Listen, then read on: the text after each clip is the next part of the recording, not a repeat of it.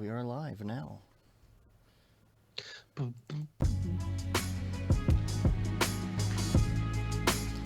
right. Check all the things real quick.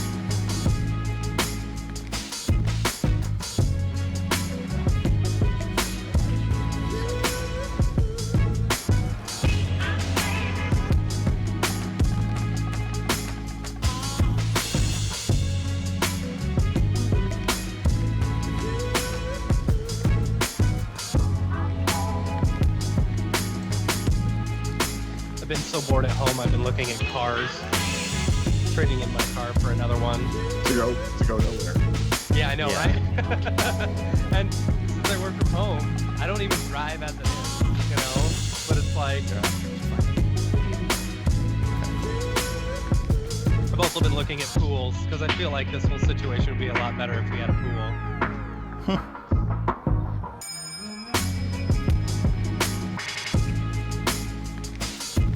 Okay. Facebook's good. YouTube, everything's online. Dashboard's up. Tesla rocks. Swaroop, hello. It's so weird, like... I know, I'm getting down, like, I totally want to, like... It's like I gotta be like... That signal's out. It's just like a makeout scene. Lucky.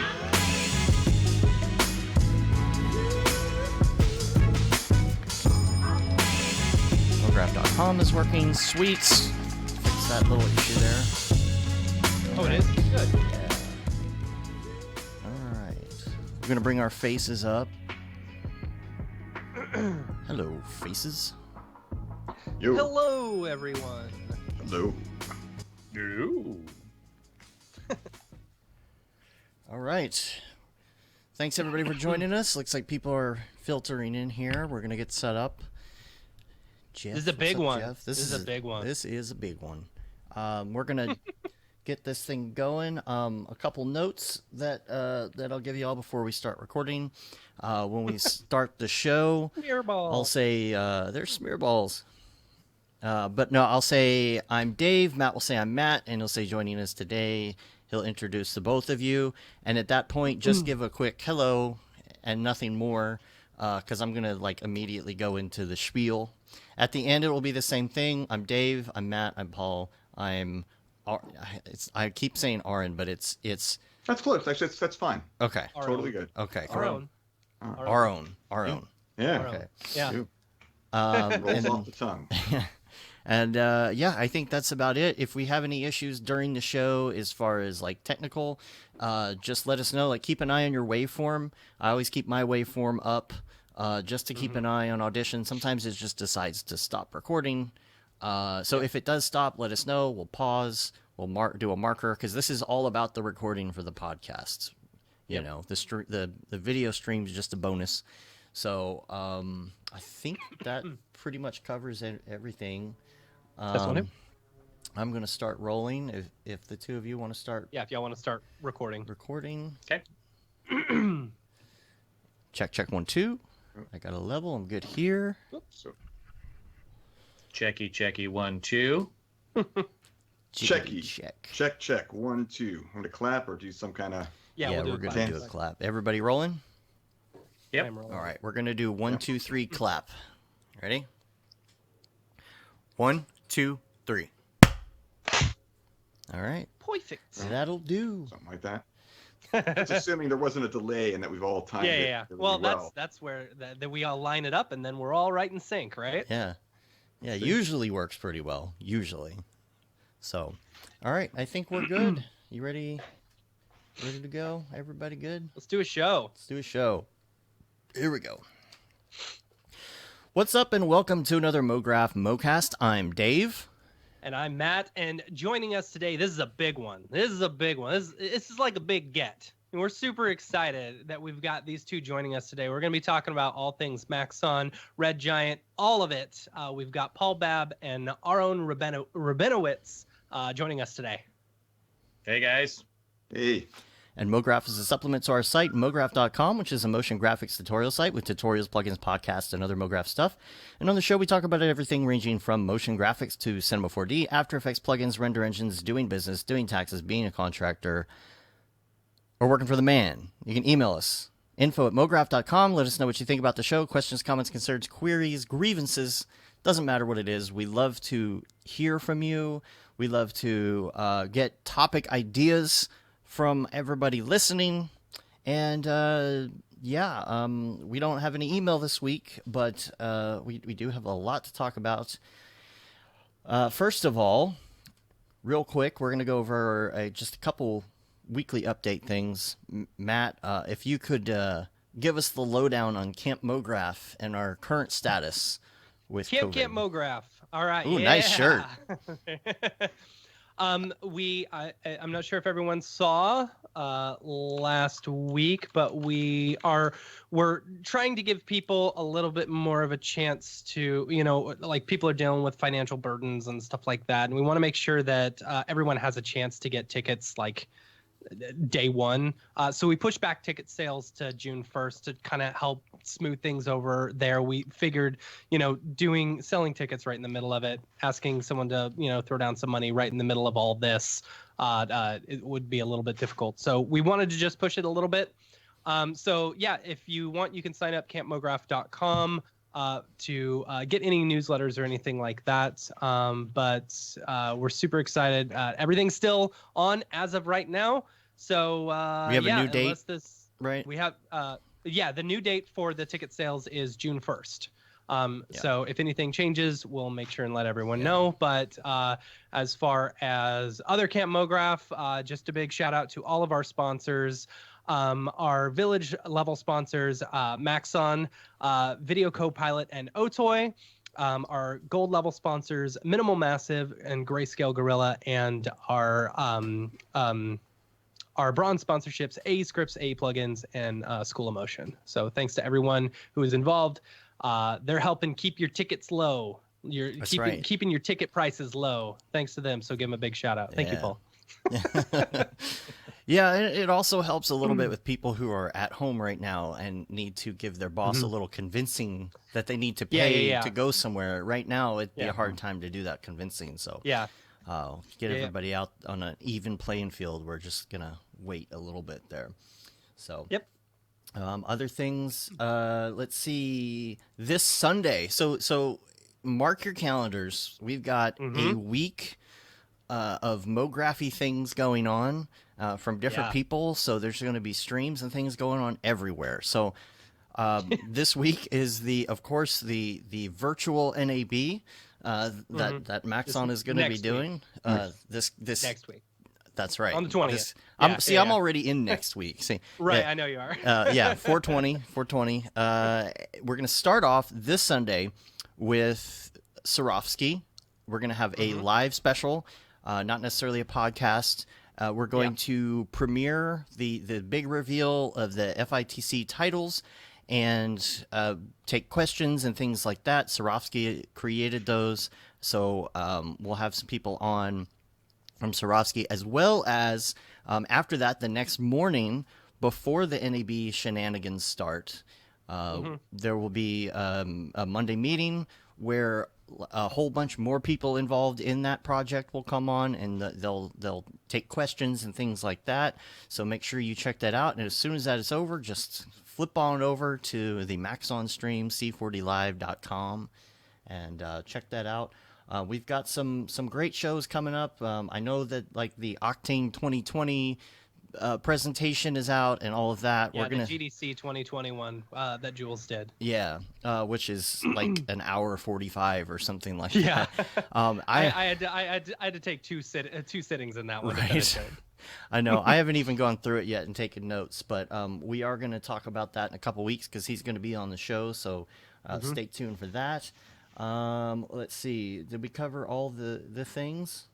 Oh, next week, because we are going to be working on all these different streams and things like that, we will be doing not necessarily a rerun. I guess that's not but it's a rerun. We're taking one of our late night streams that we did that's not a podcast and turning that into the podcast. So if you haven't heard that, you'll get to check that out. We're going to take a week off because we got a lot of other streaming to do. And I think that pretty much covers it. So we are going to, first of all, let's talk about next week. Let's talk about the live stream and what to expect. Paul?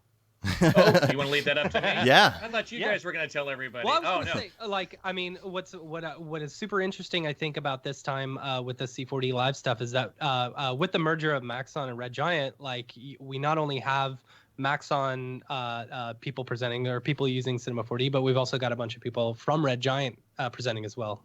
Isn't that correct? Yeah. No, we've as of last year, we announced the acquisition of Red Shift. So when SIGGRAPH rolled around, we were making, great efforts to get people who were using Cinema 4D with Red Shift. And then with the merger with Red Giant closing in January, Art and I have been working together to find people that are using all of our products in the presentation, so that not everybody's going to be having had use of all our products, but we definitely went out of our way to try to find those folks. But we also invited Stu Mashowitz is going to come in from Red Giant, do a presentation. Seth's going to come in, and Hashi, who does amazing stuff. Yeah, looking forward to that one myself. But the whole show will kick off on Monday at 8:30 Pacific time with Dave. We will be giving us some news, and he will be making some announcements. So people should be online if they want to hear the exciting announcems. You guys bought Red Lobster, didn't you? No, or Red Camera. Red Camera. Yeah. Yeah, let's go big. If I accidentally say Red Shift today, I'm probably meaning to say Red Giant. It just comes out. I'm trying. I'm trying. Why don't we go down the list and just talk about some of these presenters? I've got C4D Live up right now. Oh, perfect. Yeah, I mean, Dave is going to be followed by Andrew Kramer, I believe, which is a nice little ad there. He came on at the last minute. Very excited about having Andrew join us. He's always got some interesting stuff to share. Yes, he does. Who else we got coming up after Andy, that? It's in alphabetical order, but well, if I go by schedule, let's see. Then Angie Ferret's going to come on, and she's doing some great stuff with some FUI, fictional user or future user interface type of stuff. Angie's great. Yeah, she's got some great stuff. And I think that she's got stuff from Batman, Supergirl, Flash, a lot of really great, cool stuff. And then, wow, what a great lineup we've got that day. Daniel Hashimoto, Hashi. I'm going to let Aaron talk about Hashi.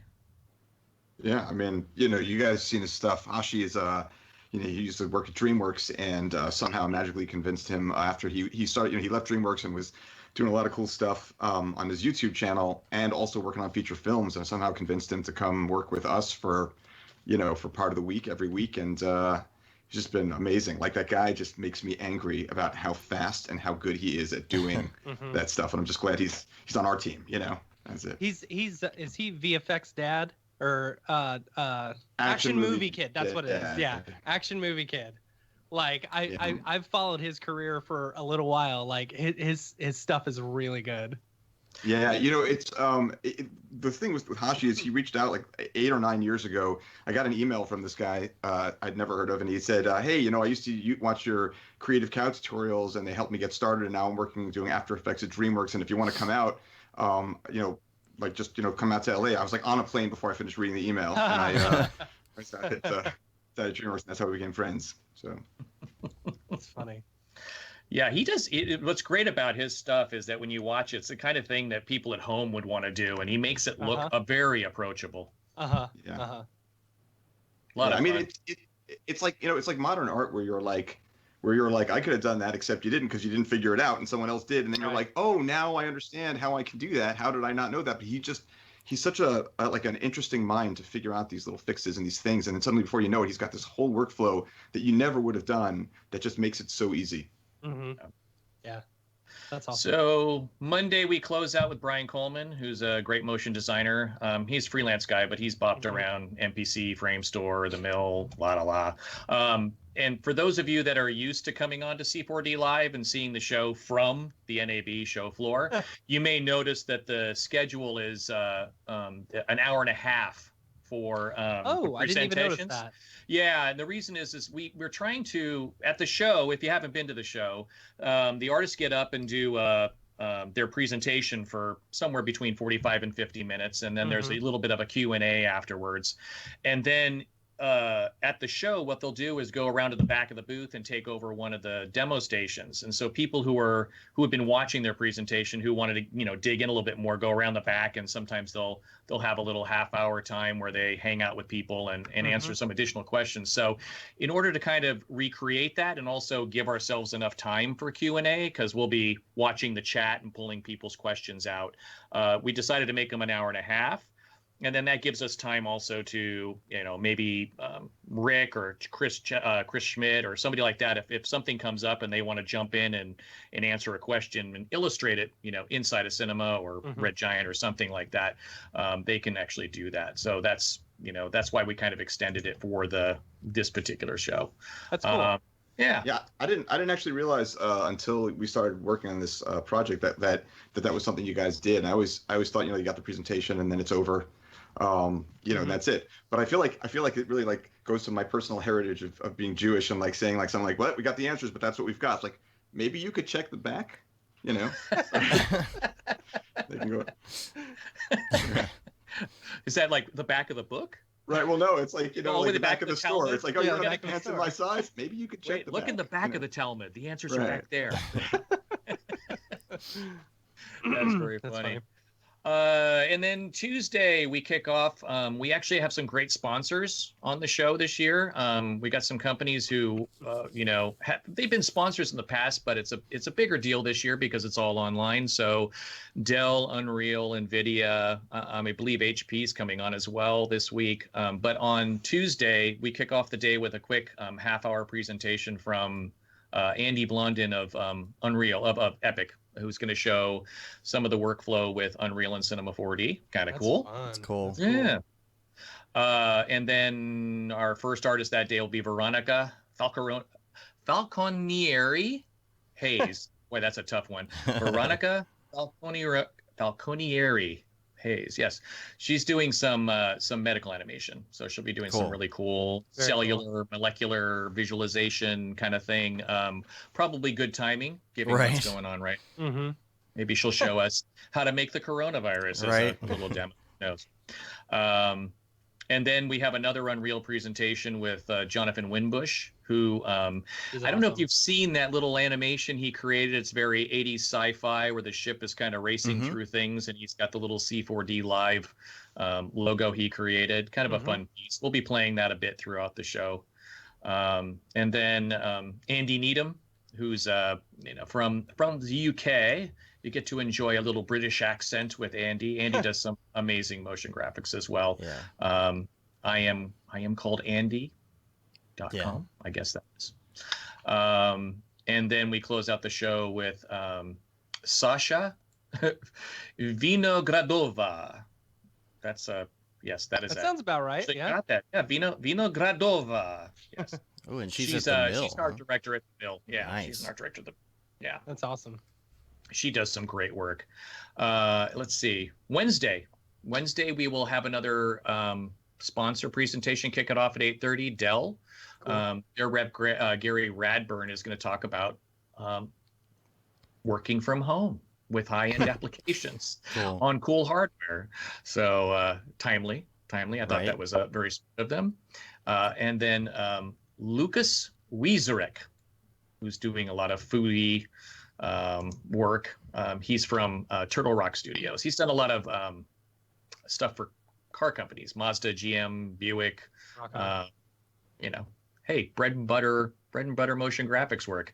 But I believe he's the creative director there. So. If anyone wants to check out any of the presenters or anything, they can go to c4dlive.com and you can actually see the whole presentation schedule as well as like description of everyone and see everyone's artist website. That's kind of what we're going along right now. Yeah. Yeah, if you think I'm actually doing this from You do it from memory. Yeah, I know this. And actually, it changed a little bit on Friday. I actually called Matthias and went, "Hey, stop making changes," because there were a couple of demos that rotated. But I can actually address those later. We actually moved Beeple to the end so that we've got Beeple closing out the show on Thursday. Smart. I feel like that's smart. Yeah. Well, yeah, because when all of the streaming platforms take all the videos down because he's just so, off the wall, then at least it's at the end, Now, right? Here's a question: is anyone going to be emceeing with Beeple, like they normally, like what normally happens at like SIGGRAPH or NAB? Yeah, I believe. Yeah, I believe so. I could probably either Rick and Matthias and I have actually decided that we're probably going to come into the office for next week, and we're probably going to take turns, kind of moving in front of the camera and keeping our social distance. But Good. It's a different way of doing the show, but it's a long day, and we figured it might be better if we kind of share the duty of keeping it going. And some technical questions might come up, and Rick is a product manager, a senior product manager now for Cinema 4D. So, and if you know Rick, he knows the insides and outs of Cinema 4D. Wrote Art Smart. He wrote most of the plugins on Cineversity. So, having him be able to jump in and maybe illustrate something, and then also Chris Schmidt, we were going to have kind of ready on the side. But as far as Beeple's concerned, the idea behind putting him last on the last day was, he's going to go long. Yeah. So, yeah. I don't know. I feel like anytime he does one of these presentations, he's just like, screw it, I want to get this over with as fast as I can. He hates live. He hates live. Yeah. He really does. But if you get him talking, he'll Yeah. I mean, but part of the pleasure of that is watching him be a little uncomfortable with that. Yeah, like that's that. true. Right. That is definitely true. Yeah, I was surprised at how uncomfortable he was messing with my head last year. He was doing that piece with my head, and I could see he was really uncomfortable. I was like, "Don't worry, mess up that head." That was one of the funniest moments ever when he tried to copy and paste and didn't realize he had a picture of David Brodeur in his clipboard and just pasted it right to the middle. Oh, it's so good. And then suddenly there's a Messiah of David overlooking the monument of Paul's head. That was really lovely. Paul Babb's crabs or something like that. David Babb's crabs. On my face. Let's see. Wednesday. Then we have Penelope. Niederlander, who does some amazing work. She's going to do some Sketch and Tune stuff. Sweet. And then Chris Schmidt will come on, and we all know and love Chris. He's going to do some really fun stuff with some ragdoll characters. And like I said, Chris will be around probably all week. We asked him to kind of be around if somebody asked a question that, how can I do this, and have him, he might jump in and do something fun in the middle of the show. And then that day we close out with Seth, who's going to be showing how he created some of the visual effects, or how people created some of the visual effects for Darker Colors, the short film that came out at the end of February. Really great film, and great timing, by the way. He had a lot of cinema work in there, a lot of Red Giant work. So there was a little of all of us in there, which was great. That's awesome. And then actually Thursday, it says at 8:30, there's going to be a Q&A session with Maxon Peeps. That actually might change to a demo by Nydia Diaz, who's been with us before. Nice. Yeah, I love Nydia. She's awesome. just last night, HP came in and said they wanted to be a sponsor. They'd like to have a demo spot, but they wanted to give it to an artist, which was really cool. Yeah, so they're maybe have Nydia come in and talk about her work and what she's doing with. Actually, she's doing their sort of artist profile stuff with HP. So she maybe talk about her work with them. That'd be kind awesome. of cool. Yeah, we had her on the show a few months ago. She was great. She was fantastic. I love her work. Yeah, she did. She's done some. I think she did the new splash screen for the next version. She'll be doing that. She was going nice. Splash. Yeah, got her working on that. And then we have Kelsey Steele, who's a motion designer out of Atlanta, Georgia, and she's going to be kind of doing the jack of all trades thing with Cinema 4D and why it works in a multitude of ways. And then again, another favorite, EJ. Everybody on here who's watching this Who's show that guy? probably Yeah. seen EJ around a little bit here and there. EJ, we love to rope in EJ for presentations and sometimes a little work here and there. He's actually got some Cineversity tutorials working on as well. So coming down the road, those will be fun. I think those will be out after NAB or around NAB. Kind of fun. Cool. And then I actually made up the title for this one for Stu Mashewitz because we never got a title from Stu. We still haven't gotten a title from Stu, but if you don't know Stu Mashewitz, originally from ILM, he's worked on Star Wars, Star Trek, Sin City. He was one of the founders of the Orphanage, that the group of guys that broke off from the Mac Rebel unit at ILM and started the Orphanage. He's just incredible, amazing guy. I'm looking forward to seeing what he's going to do. And then we slipped in last week, Joey Camacho. Who's going to be doing a little cinema with Redshift. Yeah. And as I said, the show ends with Beeple. That's my title. Beeple Daily's Creativity Madness. Beeple will be on. And who knows how long that will go, but we're going to let him go as long as he wants and then some. I don't know. My first meeting with Beeple, the first time I ever met him in person, it was like shocking because he was just this guy wearing a white button-down shirt and khakis. Yep. He had just come from meeting a client, and I was like, that is not right. Like, I did not, in a million years, did not expect that. We always joke that he dresses like an accountant. Yeah. Yeah. If you're wondering which one's Beeple, just look for the accountant. That's probably him. Well, on Facebook too, he's very much the family guy. If on his personal Facebook thing, he's completely does not his work does not come into his personal Facebook at all. It's all the family, and it's all just nice to see. No Buzz Lightyear. No Buzz. Naked Buzz Lightyear. Yeah. I don't even want to describe some. I mean, that would be a rating right there, describing some of his pictures. No, I'm gonna miss the Vegas shenanigans though. I mean, I know. It's almost like we need to have an after party Zoom meeting or something, and we can all have a toast or something. Yeah. It's. Well, I almost shouldn't say this publicly, but we are kind of going to be doing that. All right. Oh, yeah, nice. For those of you that have never presented with us, one of the best of what artists tell us is probably the best part of coming to these shows is the dinners and the after hour times where they sit around and commiserate and talk about work. And I've seen artists sitting at table exchanging tips and techniques. God, Robin Haddo, I saw her for hours sitting with a couple of artists, and they were all just exchanging ideas. And so I believe we are going to have some I think we were going to call it virtual whiskey down. Oh, nice. I like that. Thank you.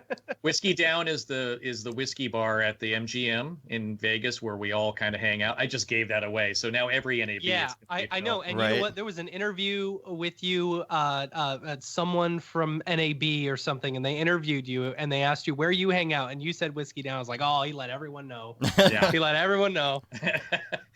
But you know what? That's fine. That's fine. If we fill that bar up with the Red Giant Cinema 4D Redshift community, I'm more than happy about that. That'd be great. Yeah. And they would love us for it. But yeah, we thought we'd have a little virtual Whiskey Down just for the presenters, because there is, people put a lot of work into preparing these presentations. Thank you so much. I can't thank these guys, everybody, guys and gals, enough for the hard work that they do to put these presentations together and for sharing their knowledge and expertise. And it's such an amazing part of our community that people are so willing to share that knowledge and understanding that it's an art form, and just because I give you step by step what I did, your work is going to come out completely different from my work. And so it's kind of fun. Yeah, it's a great sense of community when we go to these shows. I feel like it's something that you don't see there's a ton of people at NAB in so many different fields, cameras and hardware and audio and all of that. And I just feel like there's not that same vibe, that spark, that magic that everybody has when we're all, especially after after hours, Yeah. you know, whiskey Yeah. down, all of that. There's just such a great sense of community there. There's such a great, you know, I feel like a lot of these people come to these trade shows and they show up and they exchange business cards and then they kind of go their separate ways. They might do like a little business meeting, you know, or something like that and have a drink, but it doesn't seem like anyone else has the same magic. You know, it's this. Well, magic. it starts off from the beginning too. I mean, for those of that have never been, there's the Mograph meetup the night before the show kicks off, which is nothing but motion graphics and visual effects artists all together. And at that, I guess it was going to be a new place this year, but usually a brew pub, and the Media Motion Ball, which is 300 or 400. I would think I would describe the Media Motion Ball as more of the old school motion designers and videographers. Yeah. And then if you wait, what are you implying, Paul? Hey, I've been going to it from the beginning, so I'm allowed to say that. So, Totally.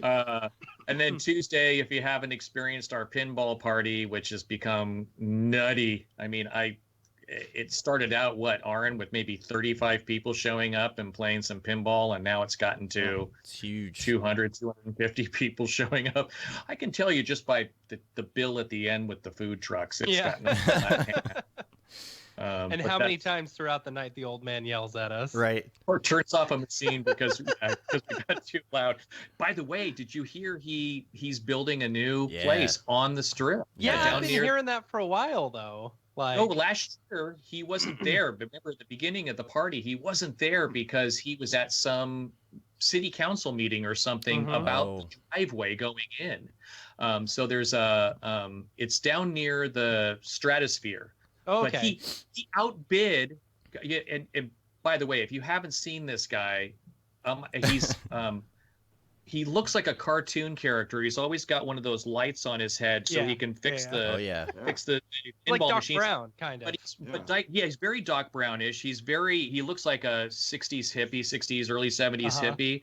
Really, and great guy, but if you get to know him, he can be kind of grumbly. But if you get to know him, he can be a great guy. But he's apparently very wealthy, and he outbid a lot of quarters. outbid casinos, like major casinos, piece of land on the strip, and is now building this crazy new building. And even asked us about, hey, you guys would want a party room next time, right? Should we build a, put in a party room? Oh, there you go. Yeah, I mean, he might. Okay. I was gonna say he might be Doc Brown for real, because I mean, Doc Brown gave the Libyans the case of used pinball parts for the plutonium. Oh. Right? I think Doc Brown's got a little. There it is. He's got a little better temperament than this guy does. He might have a time. I've been coming to NAB for 20 years. This actually would have been my 21st NAB in a row. Oh man, 21. And the real reason I go, because Red Giant doesn't even have a booth, or we didn't for the last few years. We just go to all the events at night and hang out with people. And I spent a lot of my day hanging out at the Maxon booth, just because it's cool people, and like you say, it's the chance to see community. I think about when Paul used to sponsor. I had an After Effects user group in New York. And, we would meet, we'd get between 100 and like 400 people at a meeting. And I don't think, like, even though we were meeting every single month, I don't think many user groups, if they even exist that many anymore, but like many were getting anything close to that with that kind of commitment monthly. I'm sure that you throw one big event, tons of people head in, but the way there's very few people who are as passionate, I think, as about this stuff as visual effects artists and motion graphics artists. They're all very passionate about it, and it's easy to get them to come to a group and see something and participate, because they're just, whereas with Photoshop, for example, even though it's a gigantic piece of software used by every part of the industry, like, what are you gonna do? Like, you're gonna have the guys who are doing pie charts show up with the guys who are doing photo retouching. It's not, It's actually the NAB New York. I'm sorry, AENY New York, and DMALA in Los Angeles are the only two in the country that I've witnessed that bring in a good 300 at least on a monthly basis. And it's honestly really sad that you don't run it anymore, because we have tried so hard to find somebody to take the reins on that, and it just hasn't happened, and it hasn't been the same since you left, buddy. Yeah, I mean, I started before kids, and then apparently they take up a lot of time. They're so needy.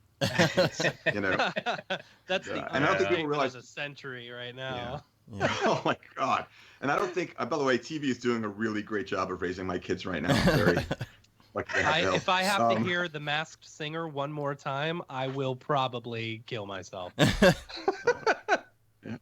I have not seen that one yet. I gotta watch that. man. No, my kid is obsessed with that show, and it's yeah. It blew my mind.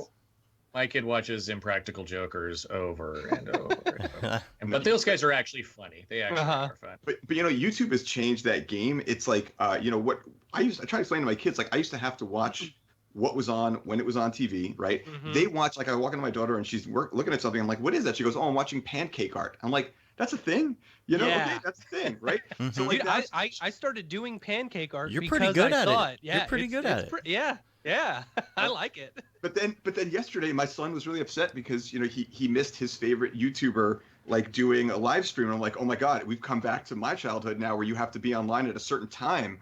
Like to see the thing, or you missed live. Oh yeah. I never even thought about that. Mm-hmm. I remember the first time my kid watched live TV and didn't realize that there were commercials. He threw a massive fit. He's like, "What are you talking about? I've got to watch this." Oh God, the first time my kids saw a commercial was on JetBlue, and they were like tapping the screen, like, "Why won't this move?" Oh my God, that's funny. That's funny. I actually years ago invested in a Kickstarter for something called a pancake bot. And it's actually a griddle with a little thing, and you fill the little squeeze thing up with pancake batter, a little bit more runny than usual, and you put art in it, and it makes it. It's very cool. Like a 3D printer. It even for waits pancakes? a few minutes. Yeah. Oh, that's awesome. Yeah. How are the two of you dealing with the homeschooling right now? it's killing me. I mean, we're on break right now for the Passover sort of spring break, but that's a couple of weeks leading up to that. They're murder, man. I'm not equipped. There's a reason I offload my kids every day to a school. You know, like it's not because it's the law. It's because I can't handle that. It's absolutely true. And when you've got both parents who are working, both parents having to work full time, and then also try and make sure that your kid is doing all the homework, it's like, it's impossible. There's not enough hours in the day. Yeah.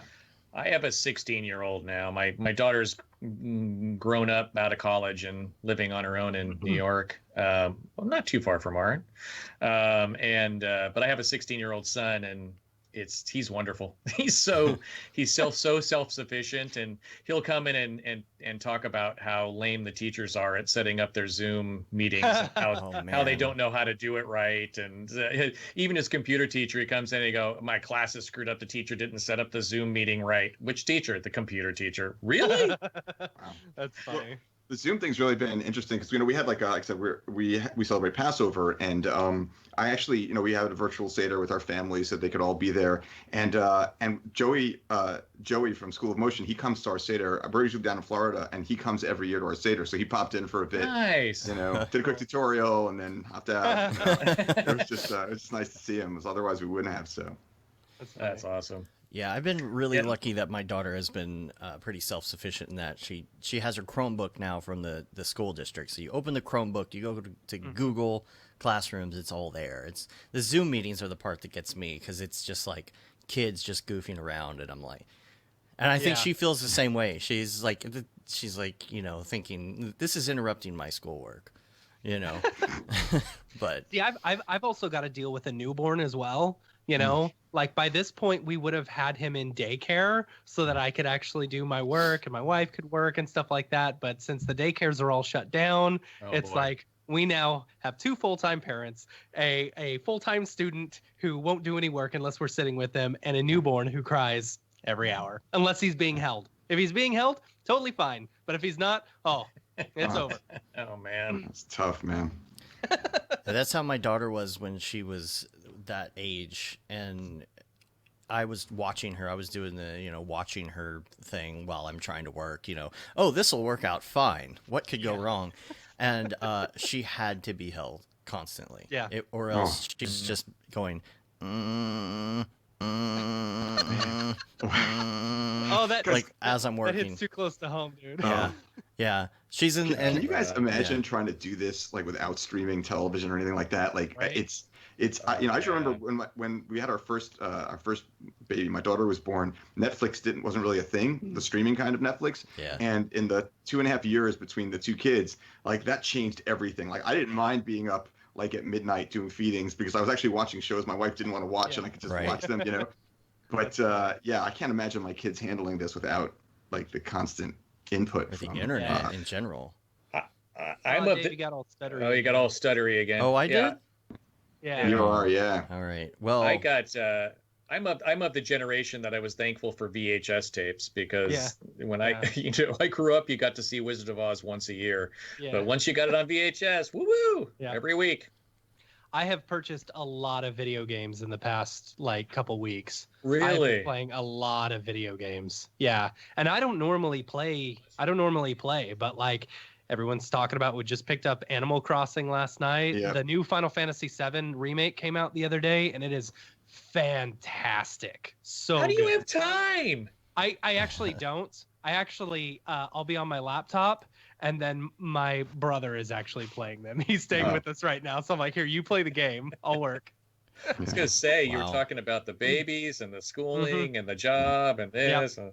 Man, that's the Well, one thing I mean, keep. in all honesty, you should see my house because it's gone to hell. Right. So that's how I. Yeah. That's how I. I'm just amazed at I actually keep hearing about people having a lot of extra time. I have absolutely less time. I mean, I actually Mhm. I thought that there would be breaks here and there, but I actually am busier because of the working from home. You've got to do more checking in with people and Yeah.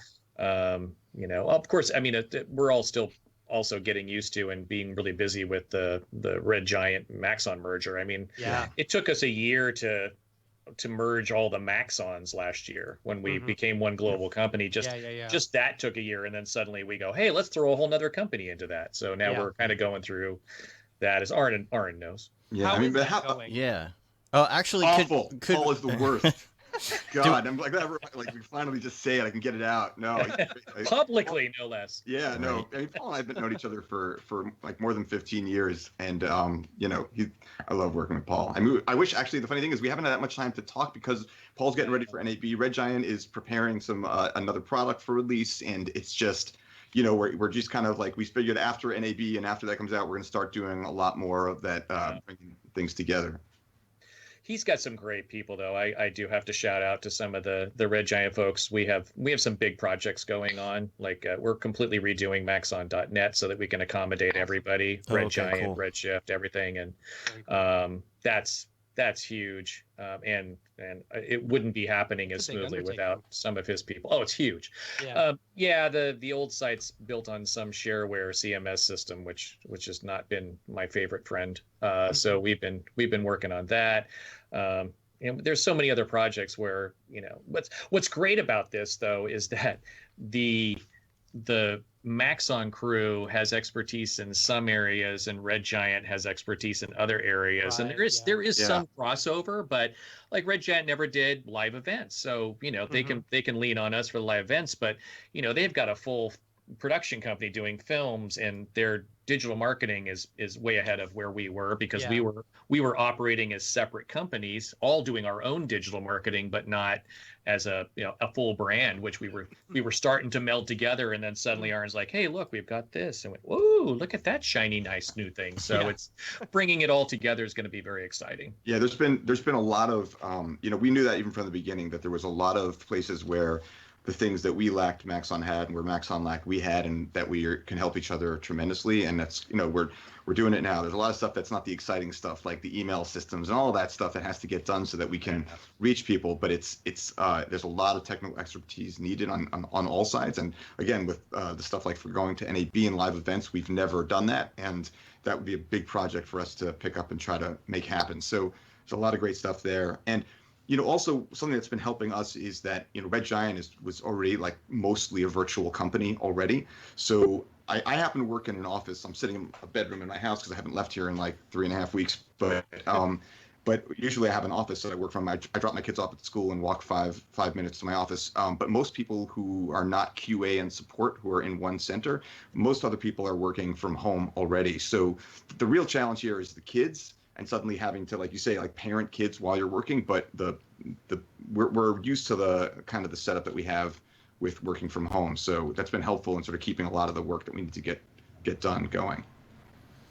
Do I sound okay now? Better? Do I sound better? Oh, yeah. That's Okay. better. Yeah, that's better. I've temporarily fixed everything. Hopefully everybody can still hear me on the stream, but Yeah, I was gonna say Ahron's not being completely honest about how he feels about me, because I have a nice ringtone for him. When Ahron, Do you want me to call you right now so people can hear it? yeah. All right. All right, Oh wait. Let me turn my ringer off. So It's Darth Vader, isn't it? the show. Okay. No. Call is- Paul okay. Babb Mobile. Here we go. Calling Paul Babb Mobile. All right. Here we go.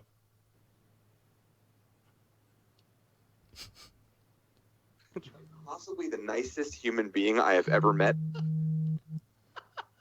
Paul Babb is like possibly the nicest human being I have ever met. What is that from? Yeah. That's fun. It's from It's the from an interview.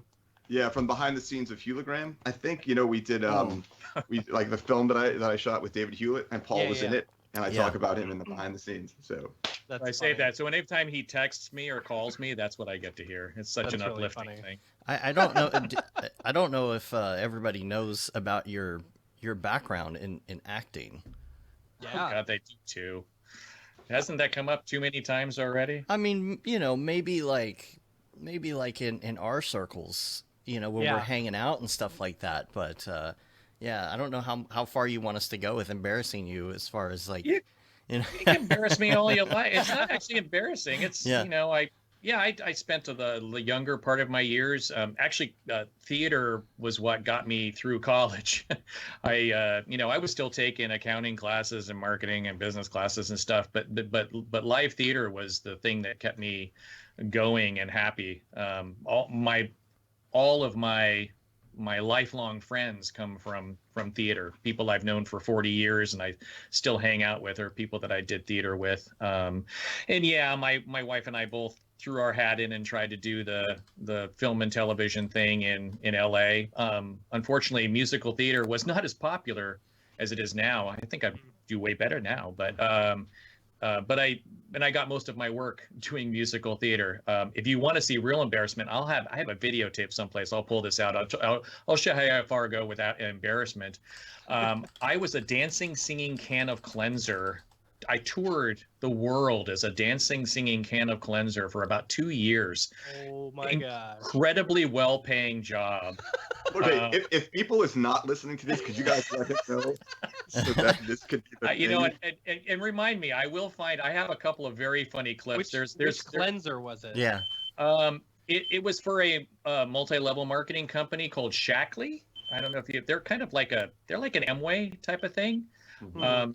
And they had a cleanser called Basic H. And, Basic H. Basic H. And so I was Basic H cleanser. Just call me Harry. Went by Harry. Guys, I'm really sorry about the beeping, but the smoke alarm is going off. Oh, I thought that was my. You're okay, No, I right? thought that was my microphone. That's okay. I hear nothing's on fire, so Oh, that's you good. know. But I actually have a very funny clip that I keep on thinking about breaking this out. We were doing the show in Hawaii, and literally this can of cleanser was this giant can, and my arms were out of it, and I had one of those 3-fingered. Let me get my here. 3-fingered plastic hands, like big Mickey Mouse 3-fingered Oh, plastic yeah. hands. And I put my can on and went on the stage and started the show. And I made this movement and suddenly realized that there was something live in my can because no. it skittered when I moved. And it Oh, was one of gosh. these giant Hawaiian cockroaches. Oh. And at one point I made a move, and I'm singing live. I've got a mic up near my face. And at one point I made this move, and I heard it and kind of jerked, and then I jerked, and it fell onto my face. And it was literally kind of sitting on a part of my face while I was singing, and it just didn't move. for the whole time, and I only had to sing the first verse and the chorus, and I ran off stage and tossed this can off. I was like, oh my god! It's like this big old cockroach was just on my. I have video proof. I have video. Oh my god! I was once doing a voiceover, long time ago. I used to do voiceover work, and I was in a studio, and they're like, "Could you stop shuffling your feet?" And I'm like, "I'm not moving." They're like, "Well, we keep hearing scurrying." And then we start the next take, and I look down, and on my leg is a mouse that has climbed up my leg, and right, and that was like that's what they were hearing it scrabble along on the audio. And you didn't feel it? No, I mean mice are really light, and also I was really focused on like the. Right. I'm doing the job. So. But also, Paul, you were in Hook. Yes. I was. I didn't do a lot of film and television work, but yeah, we actually a buddy of mine and I were living together, and we went out and at the time I had let my hair grow really long, and I was trying to get jobs as homeless people or rockers or whatever. And we went to this audition and sword fighted and beat each other up on film, and so they brought us in. We were pirates for I think 2.5 months. That shoot went on forever. It was really fun. It was on the Sony lot on all the stages where they did The Wizard of Oz and all these great classic films. And yeah, we worked on Hook for 2.5 months. You can see me throughout the film in different places and things like that. But what was really funny was there were probably, I don't know, 60 of us, maybe not that many. I'll have to ask him. He remembers everything. There may have been 40 of us pirates that were milling around, and they auditioned all of us for a Coke commercial. So there's a Hook Coke tie-in commercial that my buddy and I got. Okay, you got it. Oh no! Right. Okay, yeah, there you go. That's me. Way ahead of you. I remember this commercial. Beard. That's actually my beard, and that's my buddy Whoa. Rick. Yeah, I remember this commercial. That's me. That's great. Oh, that so was awesome. a fun little take. They hit me in the face with a tomato. They literally sat me on my knees, and a crew person stood in front of me, and they went, "Okay, action," and threw the tomato in my face. I was like, "Okay, action," and they just kept on doing it over and over again, and hitting my face. I'm assuming it was pre-smushed, right? They were pretty soft, but they were actual tomatoes. And then the 2 days after they filmed that, they wanted to make sure that I still had, which you can't even see it. They wanted to make sure it still looked like I got hit by a tomato. So every day, a makeup person would smash a tomato against my head just to get tomato juice on me. Dude, I thought working with me was hard, but now I don't feel so bad. No, but that Rick, the other guy in that commercial, is a really good friend of mine. We were living together at the time, and when they called and said, "Hey, you got the gig for the Coke commercial," and there were so many of us, I was like, "Oh, yay!" And I hung up the phone. I was like, "I got the gig." He's like, and the phone rang again. This is back when you didn't have cell phones. Right. And I picked up the phone. They said, "Yeah, is Rick there?" And I go, "Yeah." He goes, "Wait, this is the same number I just called." Yeah. What's really weird? We actually live together, and so out of everybody, my buddy and I got it. But at the callback for the commercial, he and I. Actually, I shouldn't say he and I forgot my lines. So I started making shit up. Oh, sorry. No, it's fine. I started making stuff up. And so I think that's why we ended up getting it, because he just started ad-libbing with me, and we were just playing around because I completely forgot my lines. And then I said, "Can we do it again?" And they let us do it again, but we messed up really bad. I messed up really bad. That's really funny. Were there people, weren't there like secret, like people, like secret pirates? Like famous actors as secret pirates and all that kind of stuff? The only person who made the film when you're watching that is Glenn Close. She's dressed up as a pirate at one point, and she's the part where the boo box, when you said, "Who you spoke against me," because I said, and puts her in the boo box. That's Glenn Close. There was I remember Quincy Jones was dressed up as a pirate, and he had a big ticket stand, and he was selling tickets to Pan versus Hook type of thing, but that never made the film. It was really interesting because it did become a kind of a who's who. People would stop by to watch filming all the time, because at the time the set had to be shut down because that was when Julia Roberts she had just broken up with Keanu Reeves, and there was all this paparazzi trying to get them. And anyway, so there was a lot of drama, and the set was very tight to get on the set. And yeah, every day there would be different people, and there would be rumors about somebody was coming. There was one that supposedly Michael Jackson was dressed up as a pirate one day, but never saw him. And then Winona Ryder. It was just really interesting. Every day there would be people on the set coming in, and of course, just watching Robin Williams go off every few minutes on set, because the man can't help himself, was so much fun. Just a blast. He was just such a blast to watch. And the original was a musical, right? Yes, you knew that. Yeah, I actually have a cassette tape of some of the music. And a little trivia thing, they had me play stand-up bass in a little pirate band, and so they made me join the musicians union because I had to play the stand-up bass during some of the musical numbers.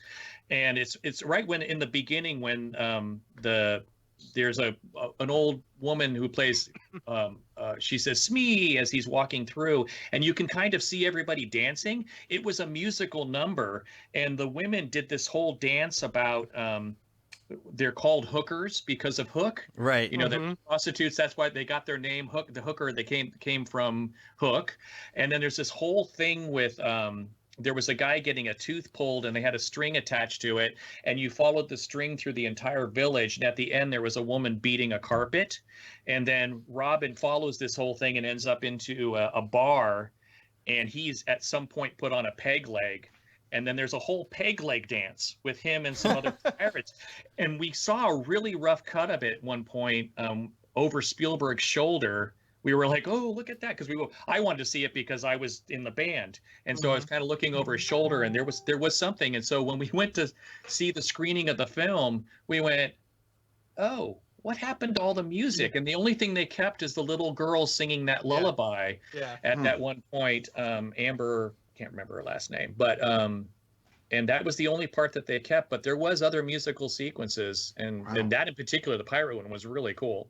Wow. So you know what I learned like a couple of weeks ago that the opening of Bill and Ted was originally a music and dance number with Bill and Ted, totally. But if the footage has been lost, they never used it. They were like, and they said that like they practiced for 3 months. I forget at what rock star's house. Like they had like a place that they could just practice, and for 3 months they were practicing this whole thing. And the whole time they're thinking like, I don't know how this is going to work with the rest of the film, and apparently it just didn't, right? And so they were like, they cut it. But there's like a music and dance number with the two of them, and they're getting picked on by jocks, and because you never kind of get the feel that you always feel that they're like cool, but they're like slackers, but you don't realize that they're actually like picked on and whatever. But that was a whole number that they had at the beginning to show that they were. One other thing, can I just check my audio levels for a moment, because I thought I was kind of redlining. I wanted to just make sure I'm doing okay. Did y'all see that the other Paul Babb joined our conversation? Yeah, just for a second, and then like went away. Well, I muted him, and then I removed him from the call. Okay, good. I think he was saying, "What is this? Who's this? What's going on?" Skype is so weird.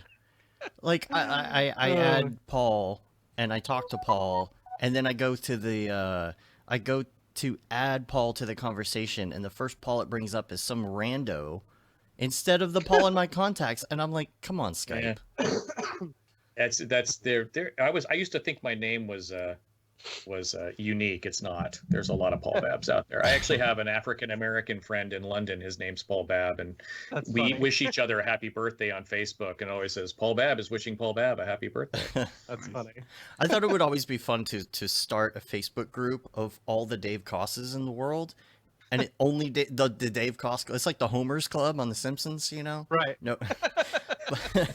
But yeah, I thought it would be fun to do that, and then just like every post you see looks like it's from the same person. Why not? But let's dig into the merger a little bit more. I think there's some questions in the chat as well about your plans, because we got questions. I know that there's some things that you're still working on, so. Some things you can't necessarily talk about. True. True. Maybe there's some things that you can talk about. I don't know. Yeah, guys, let me just ask a favor. Can we just pause for a moment, because there's something going on with my audio. I keep lowering the volume because the input's high. It keeps jumping back up. So that's maybe Skype. Stop recording for a moment. That either could be Skype, or it could be setting your auto levels and stuff like that. It's probably Skype. I'll set a marker real quick. If you right click on your sound, are you on a Mac or a PC? I'm on a Mac. Okay, then I don't know what to do with that. So that's on Skype? Go to your It Skype could be. settings. Yeah, if you go to your Skype settings. Audio and video settings. Yeah, this is like a tutorial for people who are watching this now. Right. So there it is. Yep, that's the culprit. So I've taken care of that. I turned that off. And let's see if I can get the audio back to And us. sometimes it still does it anyway. That's the No, frustration. it's still totally doing it right Yeah. now. It actually wasn't even. Oh man. Probably what you have to do is I'm gonna run to the restroom Yeah. while y'all are. real quick, just what you have to do So it's that usually. kind of show, is it? All Yeah. right. Yeah. Usually you have to. Well, first of all, quit. Turn my ringer off. Quit audition, but you have to save that file first. We'll just do a little Yep, break. I'll Everybody save take the- your pee break right now. Oh yeah. Well, I'm losing my pee break to this. That's Yeah. All right. Let me save. Work. I can even export the audio if you want, or just save the Yeah, you know. you can go ahead and export the audio. It should only take a second, and then we'll redo a clap and we'll keep going. This will be a good All right. marker point anyway. So Yep. yeah, it's like the startup process. So probably what you'll have to do is exit Skype and open Audition first, because it like locks onto it. Skype is just so weird. Yeah. There's the Microsoft. Okay, so I'm gonna quit out of Adobe Audition. Saved it. I've exported. Here, I'll even drop it on Dropbox so I don't lose it. Okay. It's hard not to, like, my nature of like giving tutorials. It's really hard not to tell people exactly what I'm doing now on my Right. screen. Yeah. All right, so I'm out of Audition, Mhm. and what do? So, Matt, what is the startup sequence? Don't you have to open Audition first for it to not lock on to the? No, I think it's Skype first. Okay. But that was only on PC. Are you on? You're Oh, not I on don't know. PC. I'm Yeah. on Mac. Yeah. Yeah. There may be something Mac wise that's like that automatically adjusts audio inputs or something like that. I don't really know. the Mac sound preferences have an auto leveling thing too. Do they? Yeah, I didn't see believe that. so. I think if you go to system preferences and audio, or to sound, there is it may. I mean, I don't have it set to. The Skype is Yeah. really killing it, though. I So- think we have to Skype to Skype is. Under your input, and when you see your microphone, there's a checkbox that says use ambient noise reduction, and what that's not- actually doing is auto leveling. I think. I don't have that, so Of course, I have. I an think it's old- coming straight out of Skype. I've never seen that before, other than using Skype. Is- So Do you have Audition back open? Is it still doing it? nope. No, I don't have Audition open. I didn't open it yet because I think Skype is the culprit here. Okay, So, so try this. Just leave the call real quick and quit Skype and reopen it, and then you can just click join call and it'll bring you back in. all right, so I'm gonna leave Skype. Be right back. And open Audition first. I'd say open Audition first. Be right back. All right. Boop-a-beep-a-bum. If it's still doing it, I think we could probably just keep going. I think we'll be okay. Yeah. Look at that. That was a great capture of him. He's stuck there. He's actually pretty Yeah. good. Good thing. You know, it could have been a bad freeze frame. You know. My family has this thing whenever that happens on TV, you do something and you like freeze or something. We always get a good laugh out of catching an actor in a really unattractive or Yeah. silly freeze. I've seen a bunch of those on Reddit and stuff too. Mhm. So, I believe I'm setting a marker. I think this will do it. I'm pretty You new want me to to Audition want me to as well. stop mine and save what I've got and start No, a new one? no, for just- second part. I would stay. Just keep it Just going. keep it Okay. going. All right. Just put his back in. All right. Now I'm back. Cool. Okay. So let me get the. Looks like my levels are still doing their thing. Hang on. I think Down. we'll be all right. All right. So I'm gonna start recording again. We can do the clap. Yeah. We'll Alright. do another sync. Okay. All right. Just let me know when you're ready. All right. Here we go. 1, 2, 3. Cool. All right. Cool. Boop, boop, boop, boop, We'll work with it. I boop. think we'll be all right. Yeah. All right, cool. Thanks. All right, so let's get into let's get into the merger stuff. Matt, did you have a question? I think. No, I don't No? think so. Okay. It was just, I'm sure there's things that you can talk about and things that you can't talk about. I'd love to hear some of the things with the merger about that you can talk about, Well, the one thing if you did see I think it was in January, Redshift actually released, their newest version would have support for Maxon material nodes and Maxon noise filter, which was just a nice step. I mean, it's one of those things where it's a great step in the right direction. Mhm.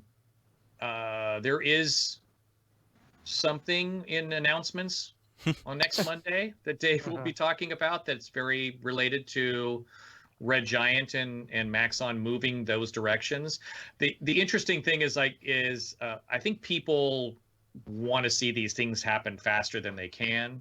I could see Development, typically a product like Cinema or, the Red Giant's products are, our roadmap, at least we're looking ahead at least 2 years at a time, and things kind of get massaged. So getting something new happening. I mean, we've already started hearing about hey, how come I can't just click a button and buy all your products at the same time? Well, getting everybody onto one shop and working with the same entitlements, these things all take a long time. I mean, it's not flip a switch and it happens. So I hope people can be patient, but they're actively really hard working on integrating things as much as they possibly can.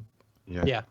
And I mean, and technologically, like Paul said, we've had plans that are kind of go for a year or two, but even so, we're trying to find the places where we can quickly start doing some kind of integration, and then you'll see more as we go. But it's a patience thing. Like it's unfortunate that we can't just tell everybody, oh, don't worry, it's coming, and this is what's going to be, because we're even still figuring some of that stuff out ourselves. But we absolutely are moving forward on bringing stuff together as best as we can and as fast as we can. Are you planning on doing a name change, or how does all of that work? Yeah, I think when y'all initially merged or something, I was like, hey, is there going to be a new name change or something like that? It's interesting. I don't know how much can we reveal it. Well, I think we can say some of this.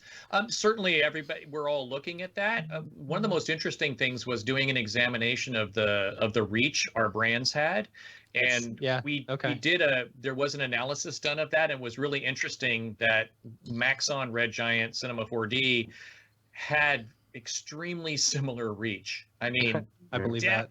Down to very minute numbers. It was kind of shocking how we kind of looked at it and went, wow, that's really freaky. We both, it wasn't like you could go, one had so much more reach than the other. It was very much the same. So the whole brand discussion is still kind of an open discussion that we've been having internally. But the one thing we don't want to do is deprecate what we have. So or alienate a current user base or something. I mean, you look at what Disney did for Disney Plus, and you look at how they have it's Disney Plus, but then you go in and it's very clearly there's Pixar, there's Star Wars, Marvel, right? And then you look at things I guess Nike. If you go to their website, I think Nike's got and also the Gap, all these companies that have merged into bigger companies, they still want to honor the brands that are that people for sure, of course. Yeah, that's a good point. Yeah, you can't you can't just take all of for instance, you can't take all the tutorials that Hashi and everybody have been doing on YouTube and then suddenly go, okay, those are all going to be on Cineversity now. It just doesn't work. You lose you don't want to lose his audience, and you don't want to, so there's just find ways at this point, we're just finding ways of promoting each other and crossover, promotion, pointing in the same directions and things like that. Just taking advantage of both of our reaches into different audiences. Was there ever a time before y'all merged where you're whenever say you were working on something, you're like, oh man, if we could just somehow incorporate some of these Cinema 4D things, or Paul, if you were like, oh man, if we could just steal this from Red Giant, or something like that. we've been sort of giving each other companies software forever, like passing stuff like that, like to anybody who needs for demos. And a lot of the artists who've been always like showing up to the Maxon booth are using like Trapcode along with Cinema 4D. It's just really natural. Like they both respect the 3D camera and all that. So internally though, I mean, we've always used Cinema 4D for any of the 3D that we've done. Obviously, we've used a lot with Element 3D as a great translator between the work we're doing at Cinema 4D and to have still a level of control of it in After Effects. But Cinema 4D has been personally for me the 3D program that I've used for years. I used to teach Maya and at Pratt like long ago, and then back when that was when Alias was still a company. And the story that this is actually how Paul and I met was that New York was having a series of brownouts one summer. It was like a heat wave, and my computer just got fried 3 times. And back then, your license of Maya was tied to the motherboard, and so I reached out to Alias several times, and they at the 3rd time they didn't want to give me a license because they thought I was pulling some kind of scam, and I had to have Box Technologies write them a letter explaining that they were servicing my computer, and then I was just like, like this is it. I can't do it. Like I'm a teacher and they're fighting me on this. And I went to Seagraph and I walked up to Paul at the Maxon booth and I said, hey, so this is the crap I'm going through with Alias, and Paul's like, here, have Cinema 4D, like a licensed Cinema 4D, and we've been friends ever since, which tells you a lot about how I make friends with 3 things, but also I remember saying, like, I was so angry at the guys on Alias. I said, what, in a year from now, you guys are just going to be gone. And I was wrong because it was like a half a year. But like the point was that like that attitude of like, of being not like we're at Harvard, we don't need you. Whereas Maxon and Cinema 4D have always been the most approachable. Like you want to do simple things, they're simple in Cinema 4D. You want to do simple things in any of those other programs, I found them to be so much more complicated that like making the move over to Cinema 4D was just like a delight. And I've been using it ever since. And at Red Giant, we use it for all of our 3D. That's awesome. Yeah, he actually paid me back after we merged. He sent me a gift in exchange, so he got this for me. Ooh, sound effects. Oh yeah, no, it's. Oh wow. And it Motion does this sensor. Man. Yeah. Yeah. That's from a French company. You can actually control it with your camera, change the color of the light and everything. It's really that's cool. Yeah. So it's the name of the company that I got that's from Solari. They're a French company that they started making these lightsabers this year. So That's Nice. cool. yeah. Very cool. The other thing too is actually in the old for years, Aaron and I have been talking.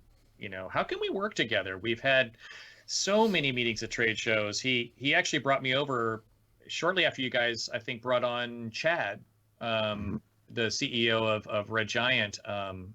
He brought me over and we sat down and he said it to me, he goes, how can we work together? We're you guys are like us. We've got the community. We got that same kind of feel. We should be doing something together. So it's actually been a conversation that's happened for quite a while. Even shortly before, I think about 6 or months before the original 3 owners of Maxon retired and we became a global company, there was a discussion with Red Giant.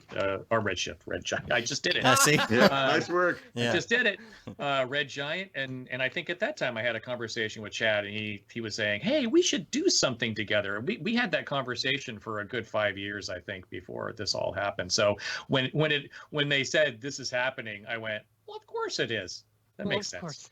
Yeah, I think one of the biggest speculations, and this is a question in the chat, is will we see post effects and things like that in Cinema 4D?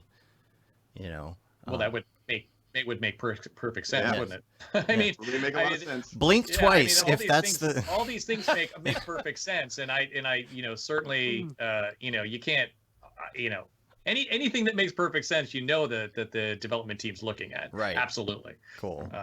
That's when awesome. and how and all that kind of stuff. Yeah.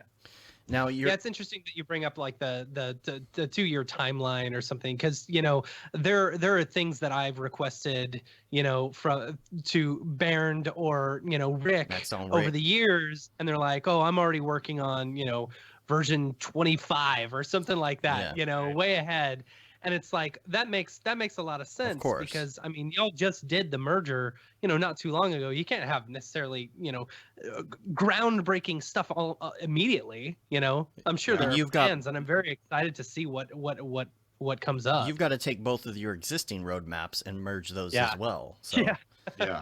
And find places where there's synergies and things like that. Yeah. The other thing I think sometimes I'll tell people at trade shows, which is eye-opening and it gives you some perspective, is, you think about it. Yes, major portions of cinema over the years have been rewritten, parts of the foundation, the core, and things like that. That's been discussed. But you're talking about millions of lines of code, because Maxon's been around for 30 years and cinema's been around for, 28 or something ridiculous. So, there are parts of the program that, people haven't touched, or they're, somebody else wrote. And you got to think about that when you go to rewrite a section, or you go to work, pull something together. It's a, just that picture when a programmer told me that, I was like, oh, okay, I get it. That's a huge amount of code in there. Task. And you ask for something and they say 2 years. There were features that I asked for very long.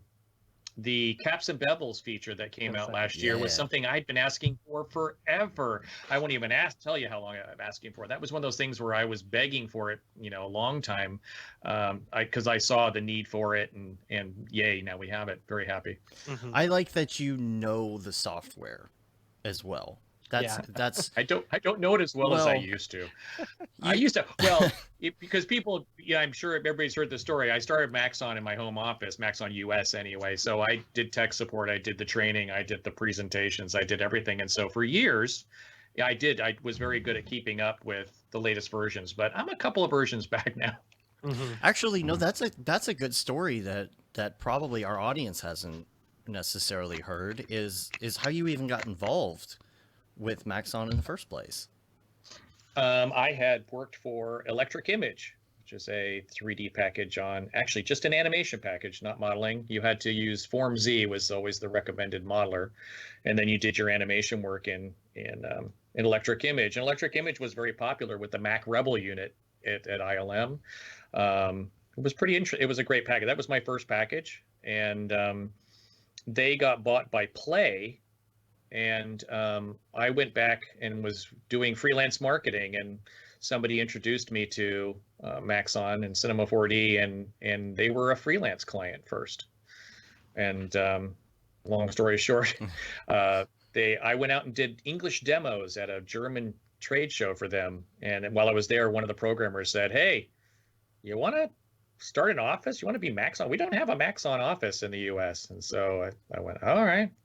So I started Maxon.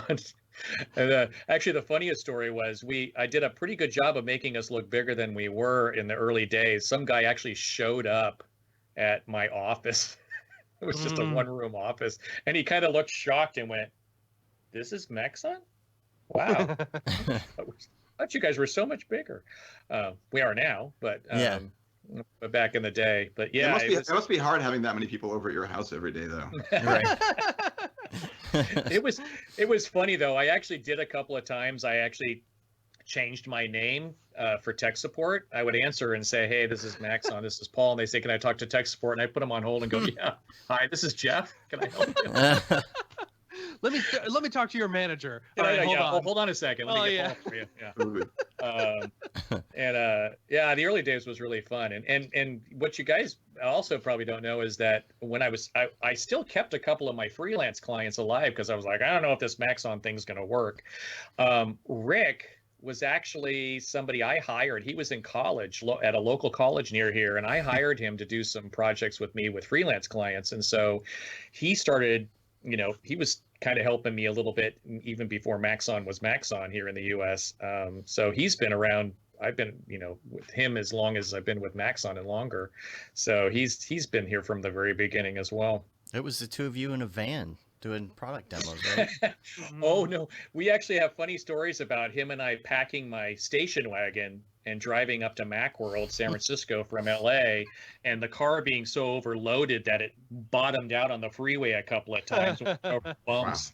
Wow. And we used to do crazy things like trying to save money. One time we drove the car right onto the show floor at the San Francisco Convention Center, and just kind of threw everything out of the car really quickly while the union guys were at lunch, and then drove off the floor. to get out really quick. Yeah, there's tons of those stories of the early days of trying to do things as affordably as possible. A lot of fun. That's what's so great, though, about coming to these shows. And especially, I feel like some of the smaller shows, these smaller trade shows where it's just a table, and a podium and it's you, and you actually know the software. And I think a lot of people are surprised by that. I think I remember one time, there are a lot of people that go to these trade shows, and they're there to sell themselves to the people at the booth, not necessarily be sold to. Somebody came up one time and was like, I can sell anything. Just give me your software. I can sell anything. And you're like, but do you know the software?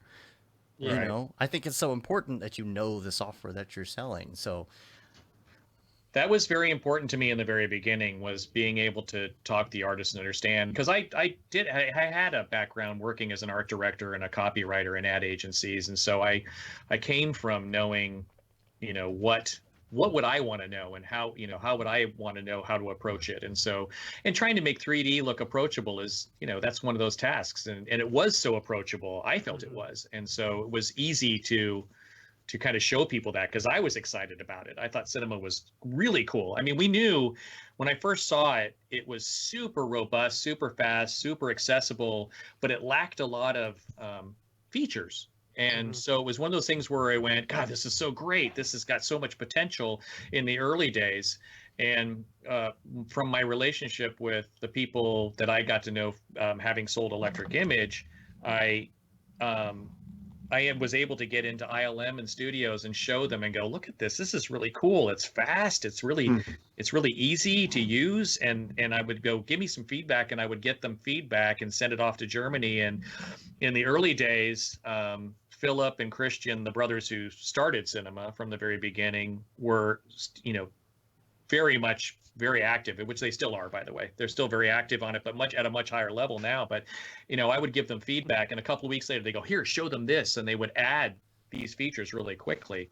So it was a really exciting time. And in all honesty, that's one of my favorite parts of the job, is going to those shows and talking to people and hanging out with everybody and getting that feedback directly. And being part of that community. I miss the creative part of the job. I miss that, what I used to do when I worked at ad agencies. Yeah, I mean, I'm lucky because I spend so much time, even doing what I do at Red Giant, I still spend so much time in After Effects, and especially around a product launch, I'm really like digging deep. Like right before this interview, I was just trying to crank out a render on my laptop because I'm working from home, but I love it, and I find that there's also there's this great moment in time before a new product is released where I'm one of a handful of people that know more about it than anyone in the world, right? So I get to sound really smart when it's released, right?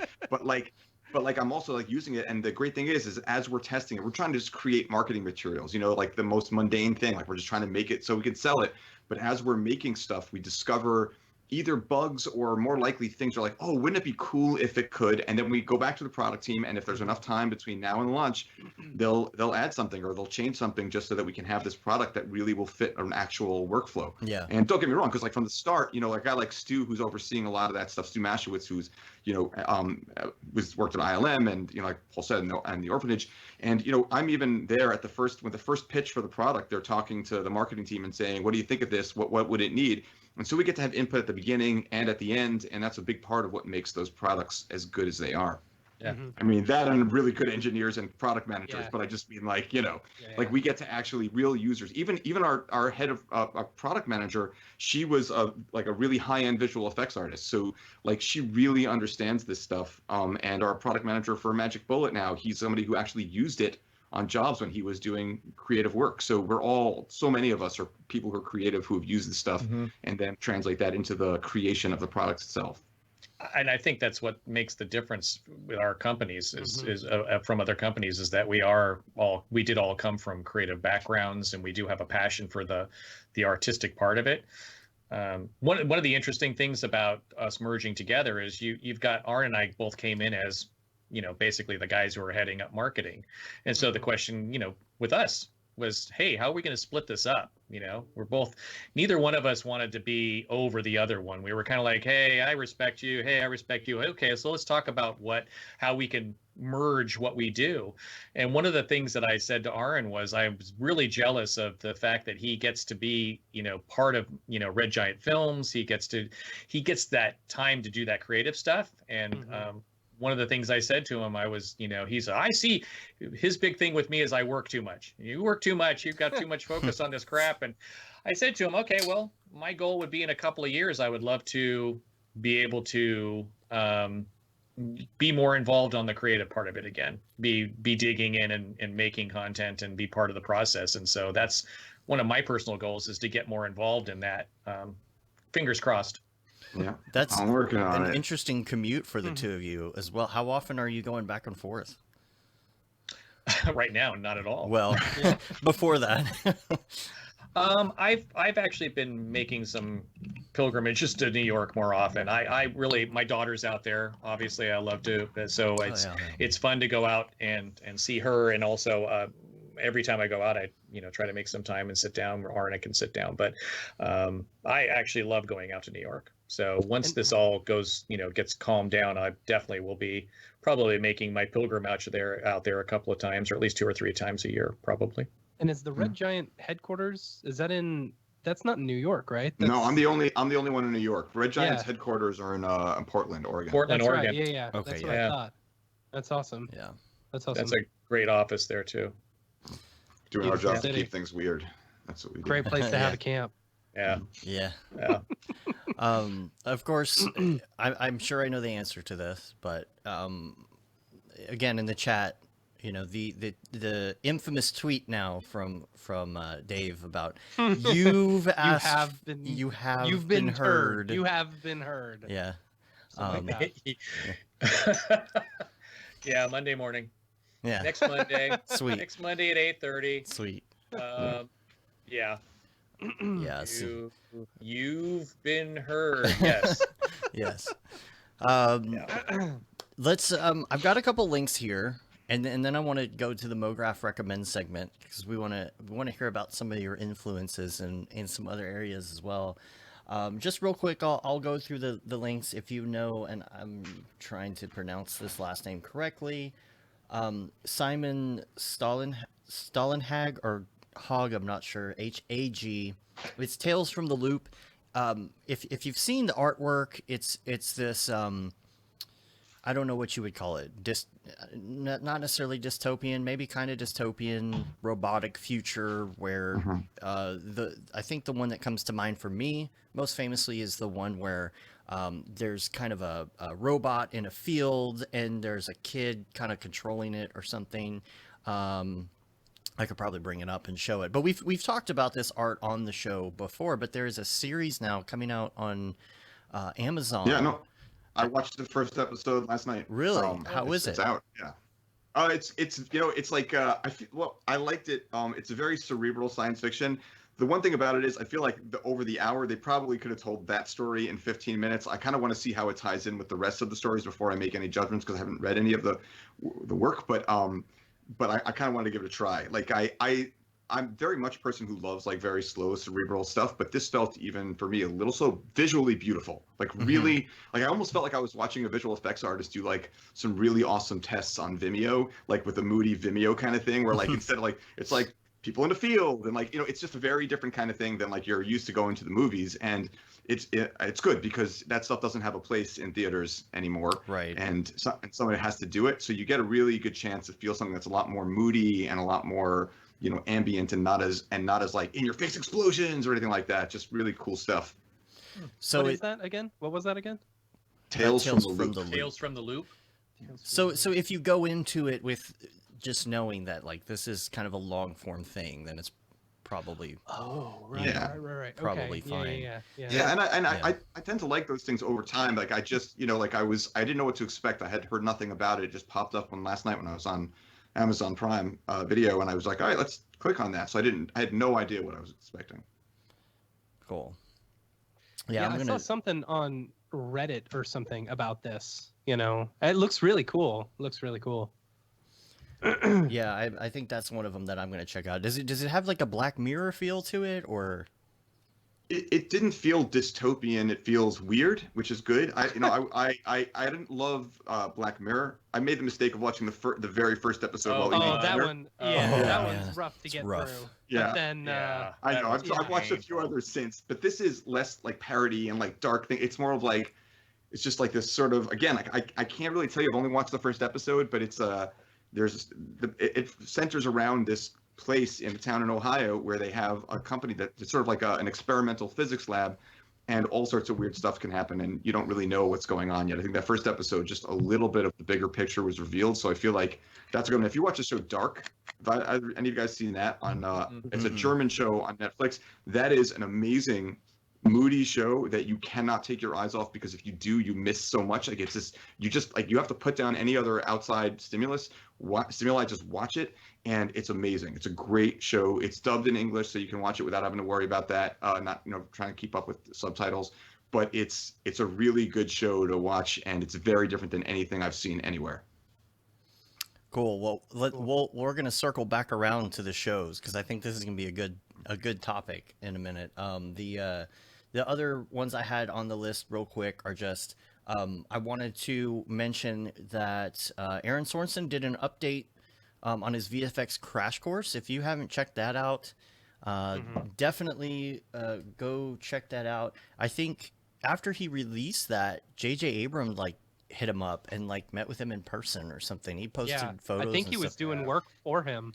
Yeah, Which is awesome. JJ's a big C4D fan. Yeah. Yeah. We actually Yeah. sent somebody. We've actually sent people down to train him, and his son one time as well. He's really into doing a lot of the work himself. That's cool. Yeah. I think I think that shows in his movies as well. Mhm. Other than the lens flares. I think he did the opening. What was the action show he did with Jennifer Garner? Alias? Alias. Yeah, I think he did the titles for that in the old days. I think he Oh, actually funny. did that. And I think he did the thing for Lost also. Yeah. Oh, the opening title for Lost. Yeah, I that's just hate that every time I see it. Oh. Every time I see it, you see it breaks up on one of the corners, like it's broken. And I'm like, fake depth of field. Come on. Yeah. Just fix that. That was one of those things where the program had gotten further than I had. He would, in the early days when he was playing with cinema, he would sometimes text. He got my phone. He started texting me. He would text me questions, and when he first started getting started, I could answer them. And then after a while, I had to pass him off to tech support, because some of them I went, okay, he's gone beyond me. I had to start it. So he got quickly past him. He learned very fast. One claim to fame, I was in Italy when the first Star Trek came out, and when it was opening night, and he texted me, "Are you going to go see it?" So I went and saw it in Italy in Italian. Oh, Oh, that's nice.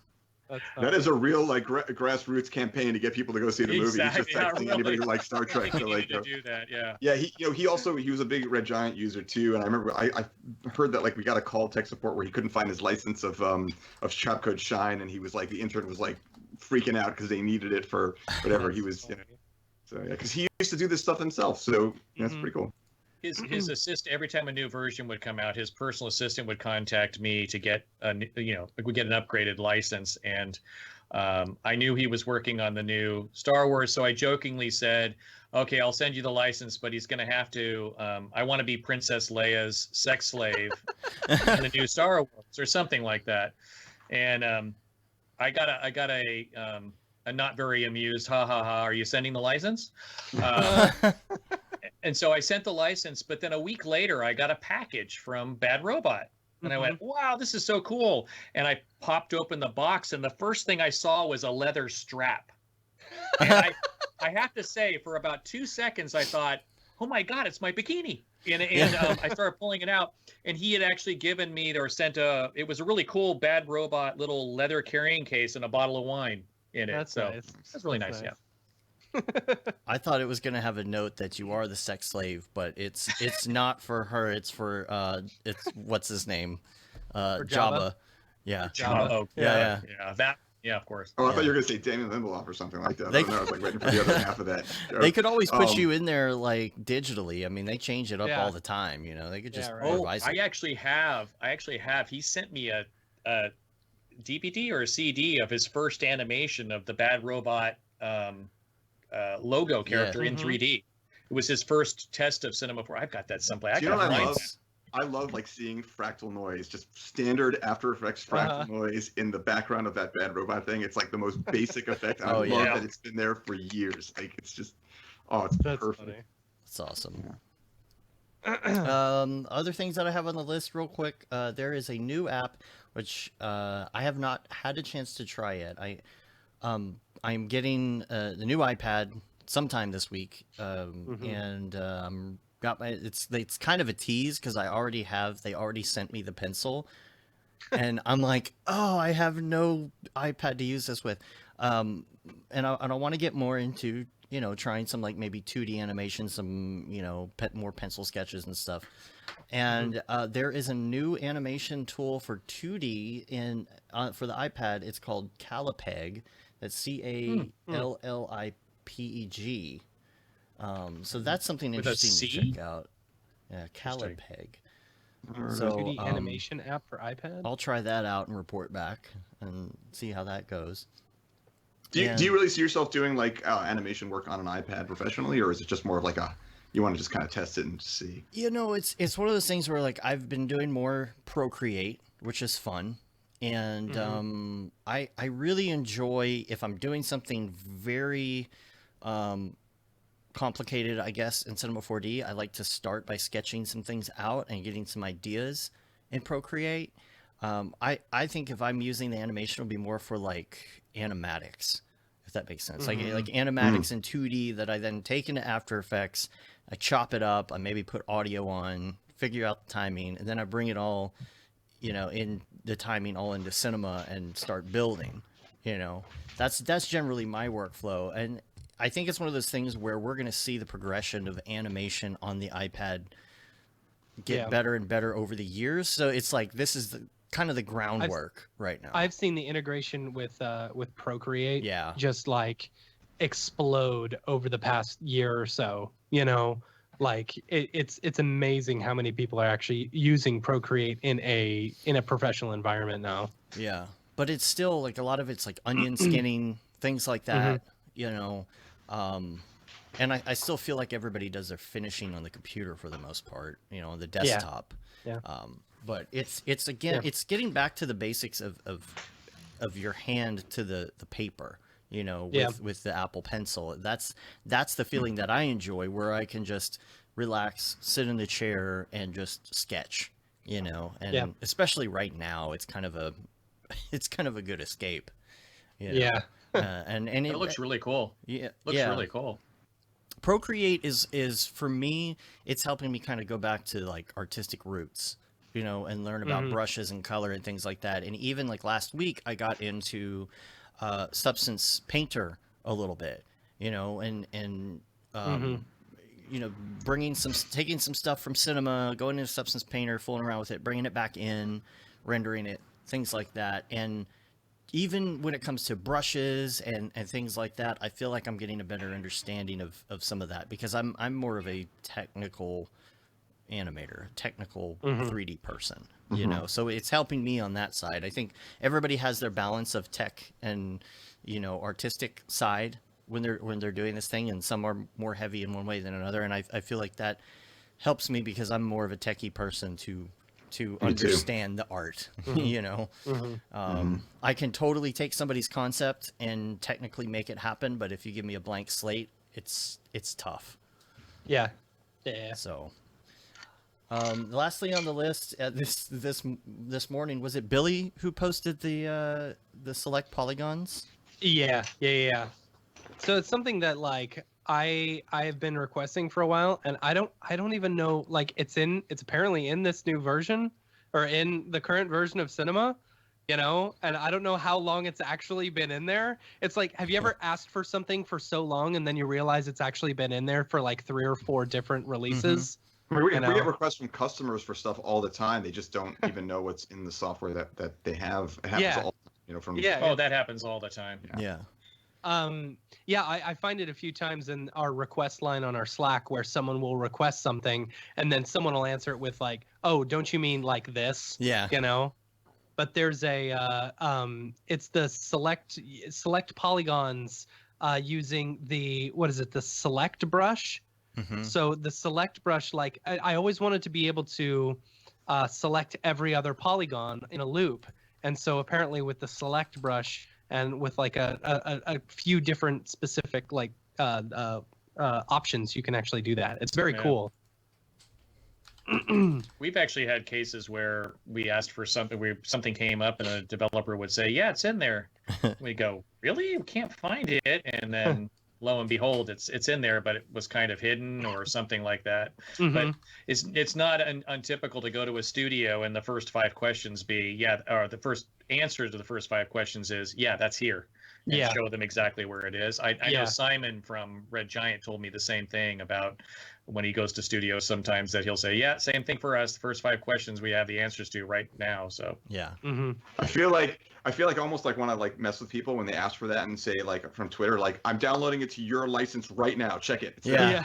Like, you know, like we just man, I wish I had thought of that. That's great. Hold on right now. Just give it. Okay. Restart it. Okay. There it is. Yeah. All right, let me write that code real quick. Hold on. All right. Okay, done. Tappity tap tap tap. You know. Yeah, of course you don't want people getting the idea that happens. Right. That's funny. Oscar is asking about multi-threading. Is there a chance someday C4D will be completely multi-threaded? I'm not sure I completely understand. Yeah, no, I understand the question. It's certainly everybody. That is a great wish of everybody to do that. I mean, there's as been mentioned before, there are large portions of cinema from the core have been rewritten over the last few years, and for instance, the modeling core is one of those things where you're seeing a lot of improvements in that area because the modeling core has been rewritten, and over time different features and functions have been rolled into that new core. So there's parts of cinema that are completely rewritten and then they get rolled into that core, and it's so silly too because it feels like new tide. It's that much brighter, but it really is. As they roll those features and things into the new core, they're so much faster and so much more intuitive, and that's going to almost every version as we start rolling along is going to be like that, where that happens. But things like multi-threading across the entire application, those things take time because you have to change everything in the application. But yeah, it certainly is on the roadmap and something everybody wants. I see. So because the rendering is, but yes. I guess they're talking about the program in general. So yeah, there are parts that makes are not. sense. Yes. Yeah. Cool. Let's ask After Effects that too. Yeah, for real. we asked that, I think, on every show. Yeah, that's my that yeah, it's kind of a, joke. Yeah. We'd all love that. The thing is, if you run trap code, right, you guys, I don't know if you use trap code particular, but we have our own sort of trap code dialog that comes up now, and you can see how fast trap code actually runs compared to how it runs in After Effects. It's just there's a lot of overhead there, but I mean, even so, it's still a program. After Effects is still a program that I just love, and I live it, breathe it. Yeah, nice. dude, Trapcode particular, what y'all did with the actual builder, that is awesome. That was a huge upgrade because I felt like back when I was getting into it, the hardest point of entry was trying to figure out what each thing did. There were so many drop downs and stuff, but the actual builder is fantastic. Yeah, Petter Norby, who created Trapcode, when he finally saw what we had created with that, because he owned it, and for a long time he owned it, but Red Giant was selling it, and he had a lot of trouble sort of letting go.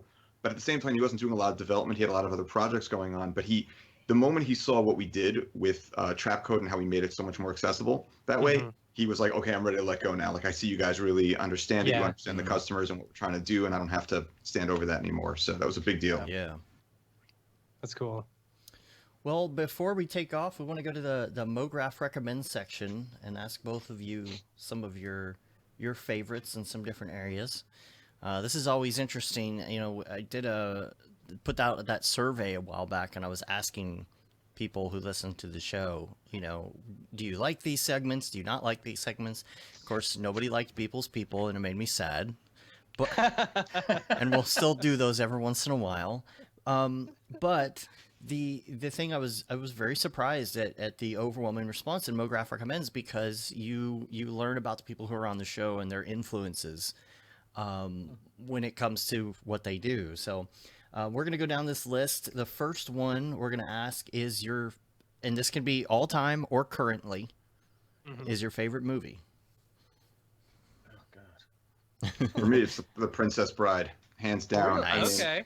Nice. You know, and it's funny because like I watched it recently and with my kids, and I mean mostly it holds up. The music doesn't hold up very well because it's like this MIDI score. It's scored music, but it's like using MIDI for it. And it has like a little bit of a mechanical sound to it, but as a story, it's just such a great. It's got something for everybody, and you know, and a little bit kissing too. You know, that's a scene where he's like, "No, stop with the kissing," but it's a great story. Obviously for me, Star Wars was like that got me into wanting to do visual effects. But for me, like as a story, The Princess Bride is just so much fun, and it's eminently quotable, and like, you know, it's just full of great things. Yeah. I guess what you go to is that movie that you can't turn away from if you see it playing on TV, or if you just feel like it's like comfort food. People have probably never heard of this. My favorite is Jeremiah Johnson. It's an old 70s movie from 1972 with Robert Redford. If you've seen The Revenant, I think The Revenant was sort of a somewhat of a kind of a in the similar vein. It's about a story about a guy who decides he wants to be a mountain man and goes into the mountains and learns how to live off the land. Was something I wanted to do when I was younger, something I actually studied up on. When I was in my late teens, a buddy and I used to backpack out as far as we could go, and we'd only bring half as much food as we needed just to try things out, to see if we could survive picking berries and fishing and things like that. So it was one of those things. But Jeremiah Johnson, I highly recommend it. It's a great film.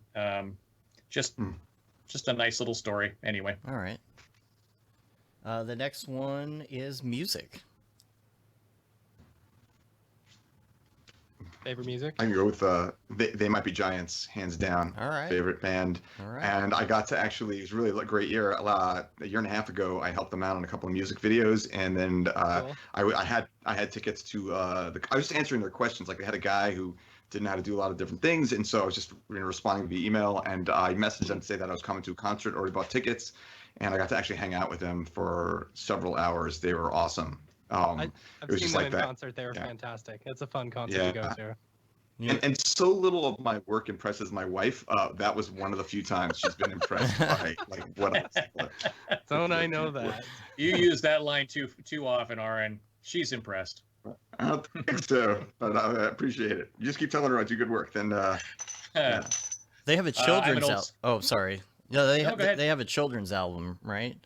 It's several. They Yeah. they got smart. They were like Yeah. their audience is growing older and having kids. Like how can they just kind of stay connected with them by creating children's? And a lot of it's about science, and it's cool, and it's nerdy, and it's just exactly Mop. what I love.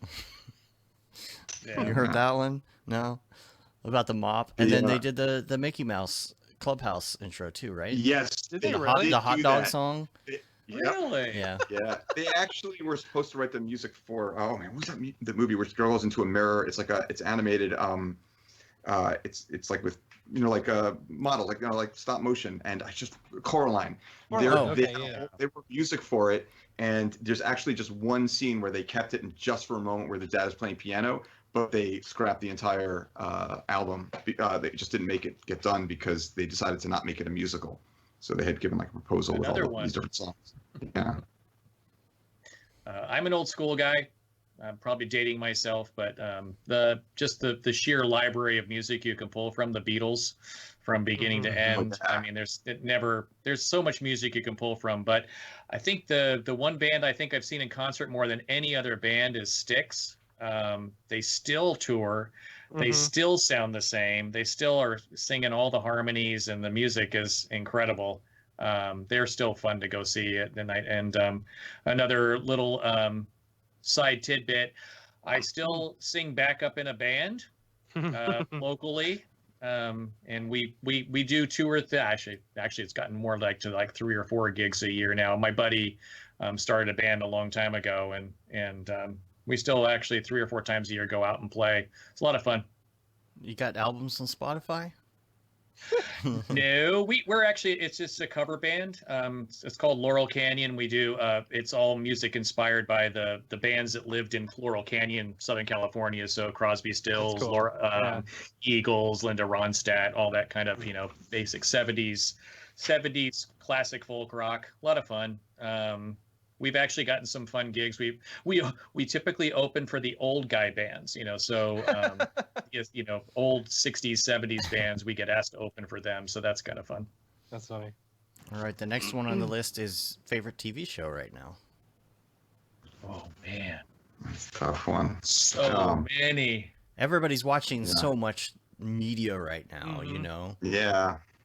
You know what? I'm going to give a shout out to a new one because I have a buddy who is in the industry, and so I'm going to shout out his because I just watched the first episode just aired last night, and it was great. If you like Downton Abbey, Julian Fellows, who did that, last night premiered his new show on Epix. It's called Belgravia. It was engaging from 2 minutes in. And really got both my wife and I were, immediately into it. You know how some of these shows it takes you 2 or 3 episodes and then you're, Right. oh, okay. And you really roll into it. I was in 5-10 minutes. It had me right immediately. Yeah, but I loved Downton Abbey, like to the point, like it's weird that I would like a show that much, but I did. And then I come to work and I'm talking to Stu, and Stu's like, "Did you see Downton Abbey last night?" Like we're all like, it's the weirdest thing because we love visual effects and superhero stuff, but then that will come on, and a lot of it obviously has to do with Maggie Smith being like the funniest human being on the planet. It's like they should just rename that show That's So Maggie. But like Hey, by the way, if you do love that, watch Belgravia. I totally will. It's Julian Fellows wrote it, and it's got the same art director, same costume person, same music, the same composer. It's very much Downton Abbey, but there's a little bit more urgency in it. But anyway. Yeah, it's like these are like soap operas. I don't know how that happened, but they're just really well disguised soap operas where things like nothing really terrible ever really happens, but you still just it's a lot. Yeah. Westworld has been still killing me too, like in a good way. Yeah. It's so great. Yeah. I haven't started this season yet. I've been just letting it record, and then I'll go in later. Oh man, it is so good right now, and it's mind bending. It's the story and the visual effects, because when you're in this, you're just looking at everything like, man, how did they do this? How did they create that? And then of course, what's his name is in it from Breaking Bad, which makes it even cooler. Aaron Paul. And then Marshawn Lynch is in it too. Really? Yeah. What? Yeah. That's funny. Isn't that weird? Yeah, that's totally weird. Really, this season's like a very different look and feel than the previous stuff. It's really interesting. I like it. Really? In a good way, though. I've been waiting because that show for me too. Sometimes I got to go back. I'll go go back a little bit to remember. Yeah, definitely. Yeah. What else? I've been rewatching Twin Peaks. Oh my gosh! Again. So good. Again. Yeah. Wow. Yeah. Wow. My brother is living with us right now, and he's 25. I'm like, you don't know Twin Peaks. Let's watch Twin Peaks. Rick and Morty. Yeah, so, right. Yeah. Rick and Morty. We haven't heard yours. Yeah. Well, look, it's like because Downton Abbey was actually on my list of things of the shows that I really like, but I that's Star Trek again. Like I always watched almost every iteration of Star Trek. I've really loved. And it's always a great, like they were often on the edge of technology, which was always interesting to see in terms of like the visual effects. But I always love a good Star Trek story, and then also randomly Fleabag, which is something my wife was like, "You got to watch this." She had watched it through, and she really sat me down. And again, it's like a show that I wouldn't normally watch, and then I watched it, and all I could talk about for weeks was Fleabag. It's just such a good show, especially the 2 seasons that I think that's all they're making. The difference between the 2 is really stark, and I think so because they really ended it well enough, and it was just like it's a very good progression of a story of a character. And I love about a lot of other countries with their shows, there is a beginning and there's an end, and they don't drag it on for years. I remember even seeing Cowboy Bebop, that the animated show, which they're making a live action. I remember seeing that and being on the one hand super disappointed that was the end of it, but then I was like, really they left me at a really good place where they told the story. It was visually, it was amazing. It was, good story. And at the end, like, sure, I want more, but do I want to ruin it? Like, having 2 more Matrix movies? I don't know, so So I think I'm the only person who's a fan of the other 2 Matrix movies. I don't You hate are. them, but I don't feel like, but they did not add to that first one. I mean, they're making a 4th one. That's Yeah. So I mean, they've been on hiatus though because of this. Mhm. I hope they don't get canceled like Batman did. Well, Stranger Things is having to change their storyline a little bit. Oh yeah, Because that makes They sense. have to. Yeah. They Yeah. have to. Yeah, so Yeah. they're going into they were going to start to touch on the 90s a little bit, but because in the middle of this season now they've just had to put the whole thing on hold. The kids are Mhm. going to grow up so fast that they're going to have to Yeah. make it later in the Yeah. 90s, It's true. Wow. So, Aaron, you were mentioning Star Trek, and Yeah. there's this new little YouTube series or whatever that someone's doing called Star Trek Intakes, Mhm. where basically they take an outtake from the show and they edit it in to the original scene, and it is so funny. Oh, that sounds hilarious. It's Oh. so funny. I just saw an outtake where it was I think it was like the last episode of the season or second to last episode of the season, and Odo is leaving and he of Deep Space Nine, and like he was walking away, and Quark says, like in the show, he says, "You're not even going to say goodbye," and Odo just wants the satisfaction of not even saying goodbye to him, just making him so frustrated. But instead, during the outtake, he turns around and he grabs him and he kisses him, and they just go on with the scene. And like that was not like right, like it's really passionate kiss, and then he just walks away, and like the actors like they kept it together during the scene, and then they fall apart. Like it was not supposed to happen, and then they didn't use it, but it was just That's funny. like That's funny. yeah. rest in peace, Odo. Didn't he just pass away? He did. Yeah. Oh, that's Yeah. right. Yeah. I had the most unique, amazing voice. That guy. Right. Yeah. Yeah. Yeah, you gotta respect those people that do those shows where they plan from the very beginning what the show's gonna be, and it's a 3-year cycle, and then they, it just they just let it go afterwards. There was a Canadian show called Slings and Arrows that from quite a while ago, I think it's probably 15 years ago, that is very much about theater, about live theater. It's about a troupe in Canada, but it's got Rachel McAdams in it and some other actors you would recognize, but in the early days before they were big. But it was a really well put together show. But it was one of those ones where you went, oh, okay, I get it. When they let it run its course, and you kind of respected them because it was very popular, and they probably could have squeezed another year out, but they dug in their heels and said, nope, this is what we planned. These 3 years, that's it. Mm-hmm. Mm-hmm. Smart. Anything else on the TV front? Killing Eve started last night, the 3rd season. That's an interesting show if you haven't seen that on BBC. Heard about that. Oh, great show. It's created by the same person who did Fleabag. The main actress on Fleabag. She's also the writer and producer of that show, I think. So check. Great cool. show. And Kevin Okay. says That one's Fleabag is 100% on Rotten Tomatoes right now as well. So Yeah. It's, so Very if funny. you, Very if funny you haven't show. watched it and you think it's not going to be your show, you should just check it out anyway. You'd be surprised at how good it is. She gets you in the first scene. Very That first much scene in the like first season, she gets you right off the bat. Right off that. She's very funny.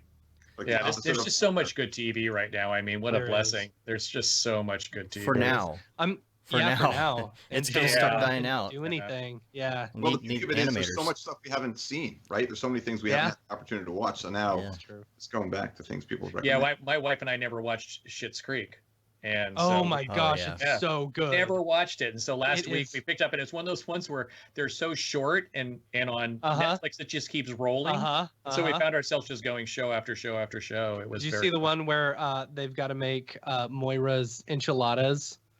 Yes. That Yes. you fold in the cheese. I don't know How how do to you fold fold? broken Yeah. cheese. I can't show you everything. Well, can you show me this one thing? My gosh, it's so good. That's Great one of the show. best shows on TV. That's very funny. And what about podcasts? Do you listen to podcasts? You have time to listen to podcasts? Don't. Mhm. No. Wow. I don't. Unfortunately, no, I don't. You know, I think a lot of it is about for podcasting is like for commutes, right? I don't Yeah. commute. I walk my kids to school, and my office is 5 blocks from there. So I have like 2 minutes I would have to listen to a podcast. It would take me a year to listen to one. So the minute I'm at work, I'm working. So I don't stop to listen to podcasts. You yeah, know, unfortunately. When I stopped commuting, my list of podcasts dwindled down considerably, but there's some that I can't let go of, and I would listen to them in the car, but now Yeah. I'm not even in the car. You know, so like now I'm looking, I'm like, man, you're like 8 weeks behind on your podcast, and now I'm trying to make a point to listen to them at my desk instead of music. You know. Yeah, that's the main thing. Podcasts are great for commute. Yeah, yeah, and I wonder about that too when it comes to our listeners and things like that. You know, the more people going to be watching in video, and you know, how is this affecting the podcast community? Yeah. Well, I can tell you at my office, it's not airing out here.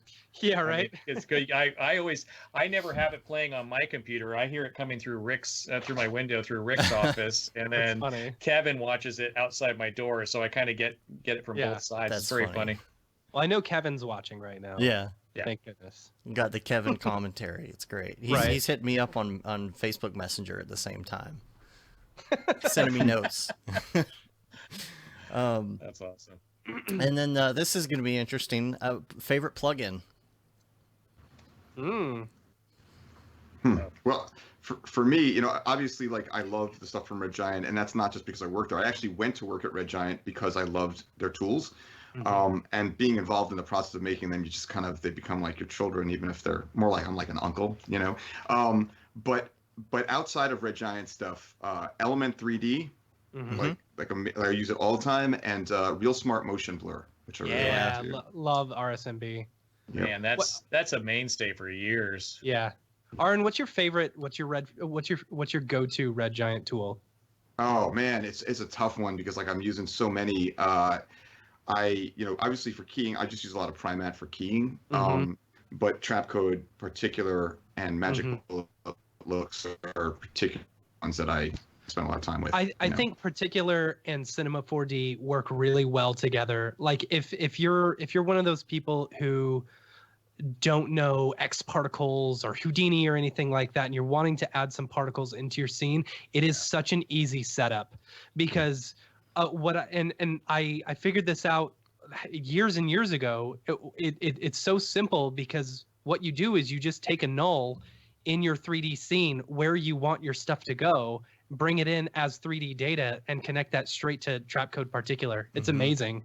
Yeah. It works really well together. And what I've been using a lot of it for is exporting wavefront objects from Cinema 4D into After Effects to use as emitter shapes, right? So that if you have a person running, right, if you have a person running, the particles can be emitted from that 3D shape, right? So and even if it's in motion. So I think I think it's safe to say that there is more coming on that front without saying too much. But yeah, right.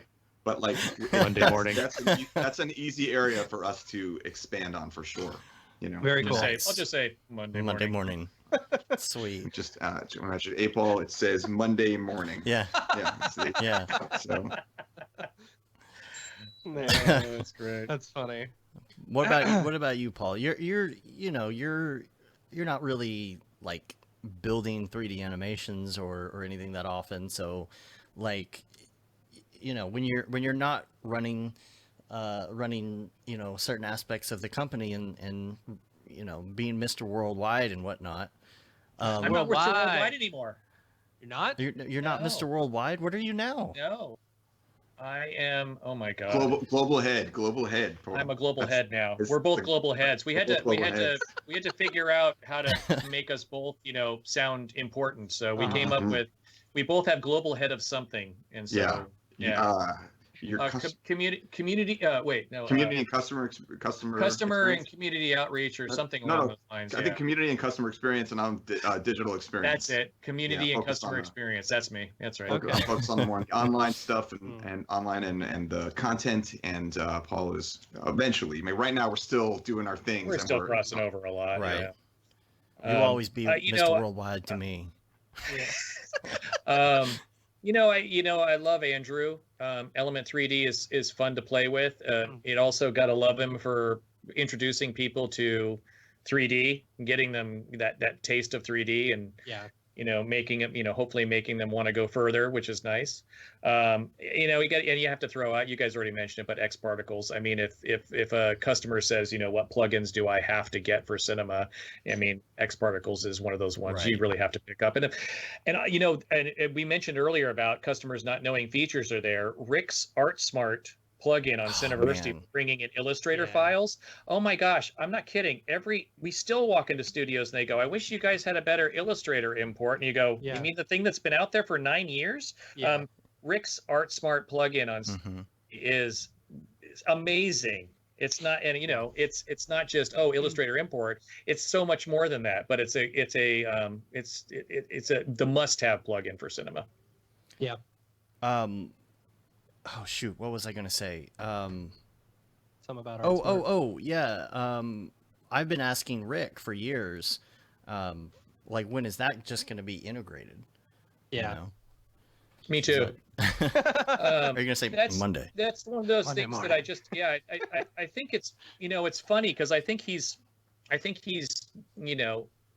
because he's did it when he was working for Maxon, he basically could hand them the code, but I believe parts of it are based on some shareware, and I think there's some issues with they're gonna have to rewrite that part of it or something along those lines. Yeah. And it's one of those things where it works so well. It's you're going to have a programmer dive into it, and it's one of those it works. So it would be great to have it integrated, but it does work, and you can use it. And so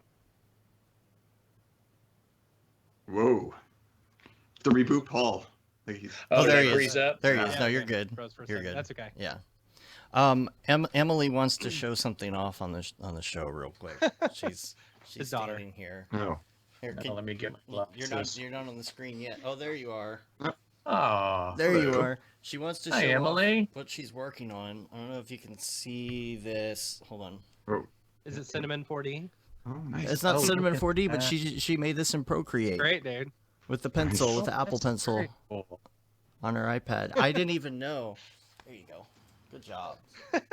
I didn't Nicely even know done. she knew Procreate, and yesterday I was going on a run. She's like, "Can I use your old iPad for a second and draw something?" And I'm like, "Yeah." And I open up Procreate. She's like, "Oh yeah, Procreate." I'm like, "All right." So I go running and I come back, and she's got half of that piece right there drawn, and I'm like, you can use layers. She's like, "Oh yeah." She has all these layers and everything. So apparently, Apple has a really great program for kids. So in Girl Scouts, they took them to this program at Apple, and they teach them how to use these types of tools. And I didn't know that, and she picked it up. It's a great program. If I'm sure it's on hold right now, but when things are back to normal, if you want to get your kids into that, these little seminars Apple's doing for kids are really great. So, all right, the last three questions. This should be a pretty easy one. Headphones.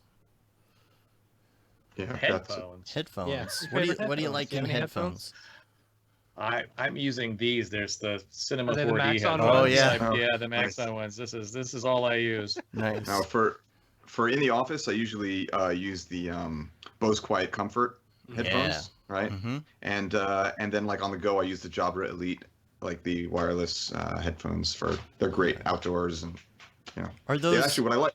What? Is that what you're wearing? No, is that what you're wearing? No, now? right now I just pulled out an old pair of Is that headphones Shure? that they are actually. I got these 15 years ago, and they've still lasted. The They're really E2s? heavy- they're really heavy duty, thick.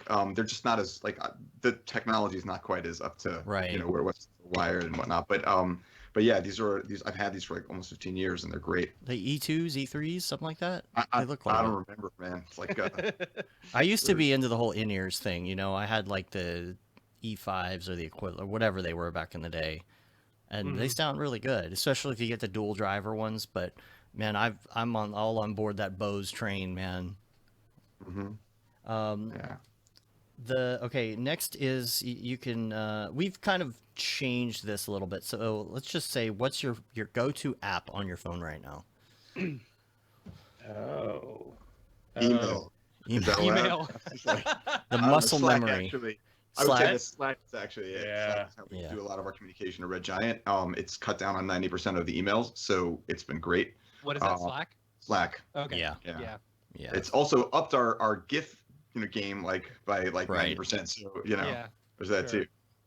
I Yeah. finally silenced our Slack on my phone Don't the know other how day, you been doing that. and I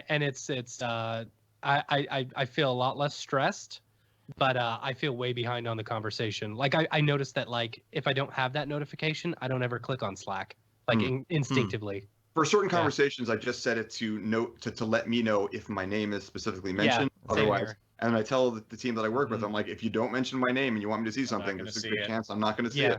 Yep. Yeah. Yeah, it's Slack, email, and Teams. Maxon uses Teams. Red Giant uses Slack. Let the battle begin. So I'm more partial to Teams just because it feels more like email. Slack feels more like Twitter, and I feel like Twitter is like a ticker tape that you can't keep up with. But Very true. Slack does work, for certain things very well. Paul, we talk about that integration thing. This is one of those areas that we're all like, it is. It is.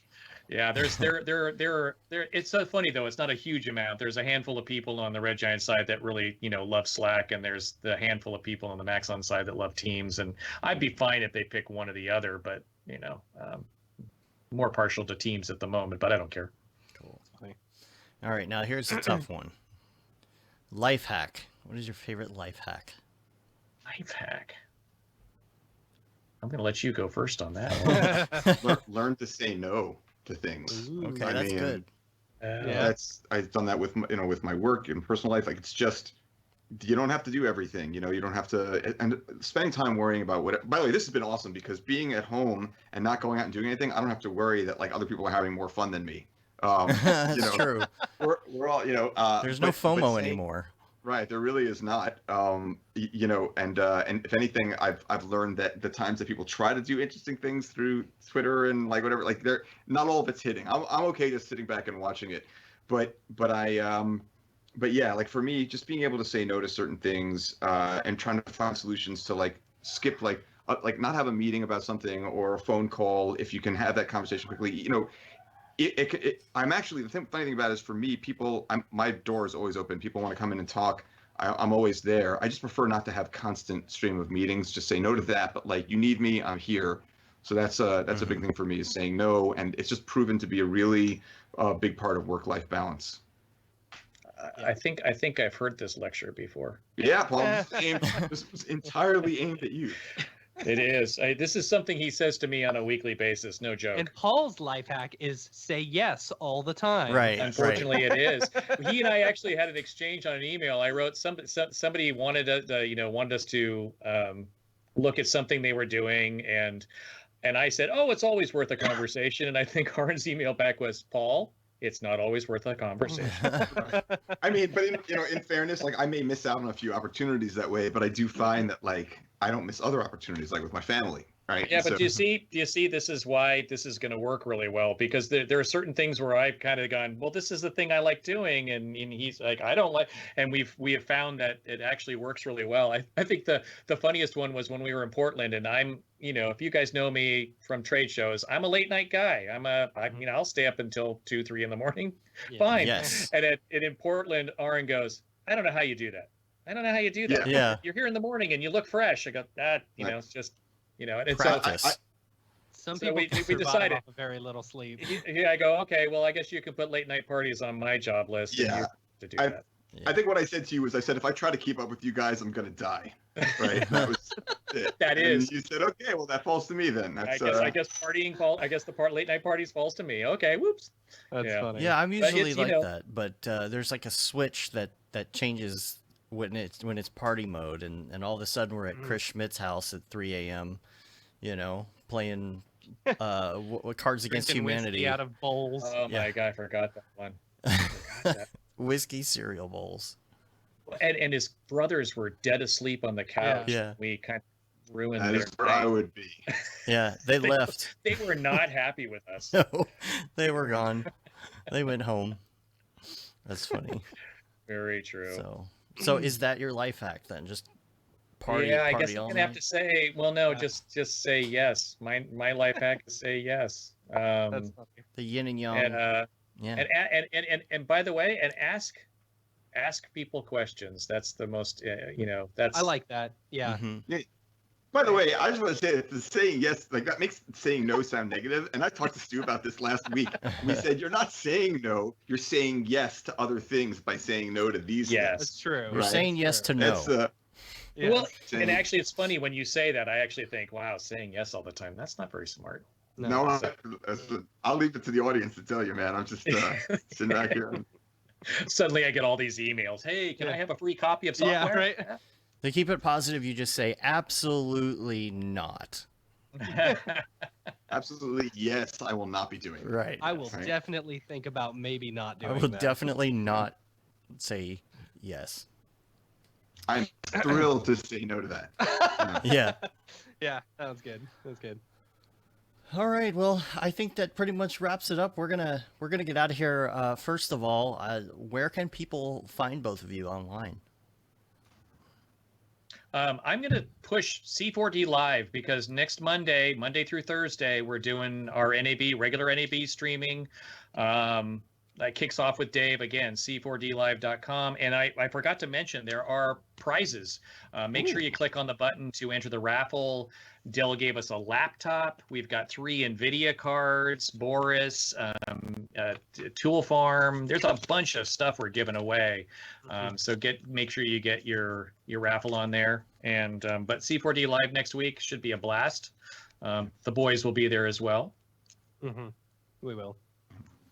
And I'm assuming we're And for me, there's you go to redgiant.com or on Twitter. Yeah, I spent a lot of time on Twitter. One thing you guys did not ask, because it was on the list of things you might talk about, was your favorite book, and it's not a deep one. This is I just happened to pull this one out. This is my favorite book of all time, and if you read it, you pretty much know everything you need to know. Alexander and the Terrible, Horrible, No Good, Very Bad Day is like not that movie thing. This is a classic. This is a classic work of fiction that is unfortunately also a lot about my childhood, so I love it. Mine would be Stranger in a Strange Land, Robert Heinlein. I grok, man. I grok, baby. the Harry Potter series for me. For me, it's I don't know. Say I got the Bible nothing. for War and Peace. I don't read. Just like really kill the. I don't read. The most I read is the back of the allergy medicine bottle. That's about it for me. That's all I read. Yeah, I don't know why. I think my second grade teacher, who was great by the way, but I think she ruined reading for me. She did a contest, and the whole point was that you had to read every day and you would get a star, and if you got that star 5 days in a row, then you would get a prize, and then everybody turned it into a competition, and then every day I had to read because I had to win the competition, and by the end of my second grade year I couldn't stand reading anymore. Wow. All right. So all right, boys. Unfortunately, yeah. You did your whole lifetime of reading. Right. Sorry, we're gonna have to close out now. We need to go to Dave's therapy session. Right. Yeah. I know, right? All right. So you got the Twitters, the Instagrams, all the things. We're gonna post the links to all the show notes, everything we talked about. Make sure you turn into c4dlive.com next Monday and join in the fun. Make sure that you join us on Sunday as well, your Sunday afternoon, and watch the premiere of the FITC titles, ask questions, things like that. You can rate us on iTunes, leave a review, helps get our ratings up. You can subscribe on your podcatcher of choice. Listen to us on there. You can subscribe to our newsletter as well, which I have yet to send out for this month. It'll get there. I usually like to wait until we have a bunch of stuff to promote, and I think that this week would be a good time. Right? Yeah. And then you could say you've been there, done that, got the T-shirt with the Mograph logo tee, the Paul Babb Feel the Babb 2020 shirt. Yeah. All the profits from that go to Doctors Without Borders. I wanted to wear it today. The problem is I've had the shirt for a while and the sleeve ripped, so I need a new Paul Babb shirt. And I don't know what we're gonna do after this year. It's gonna have to be Paul Babb 2024. 2024. Yeah. We'll have to change the slogan to Babb to the Bone. Babb to the Bone 2024. We'll do no, we'll make it a dual Babb Rabinowitz 2024. There we go. Yeah. Yes, I like that. I Yeah. like that, and thank you Just- by the way for the contributions during our fundraiser. Yes, during our live stream. Absolutely. Yes. Yeah. Well it's great. warranted. Yeah. And then there's the Render Things T-shirt, hoodie, long sleeve tee, and also that's our most popular one, of course. And then the that Render is Fire T-shirt, which you're only allowed to wear ironically. Mm, Matt always shakes his head during that. He doesn't like It's that not. shirt. no. Yeah. I was right about people's people. I'm going to be right about this shirt. I am going to need to run, boys. Yeah, Yeah, we're taking we're off. We're on Facebook, Twitter, Instagram, Periscope, YouTube, Mograph.com. Check us out. Y'all stay on the line for 1 second. We'll take care of the tech details, and we are going to get out of here. So until time, I'm Dave. Hi, Matt. Hey, thanks for having us. Thank you, guys. Have a good one. Later, yo. Cool. Stand by 1 second. We're still live. Give me 1 Mhm. second here. And save. I have to run to an interview, guys. What do you need? Just get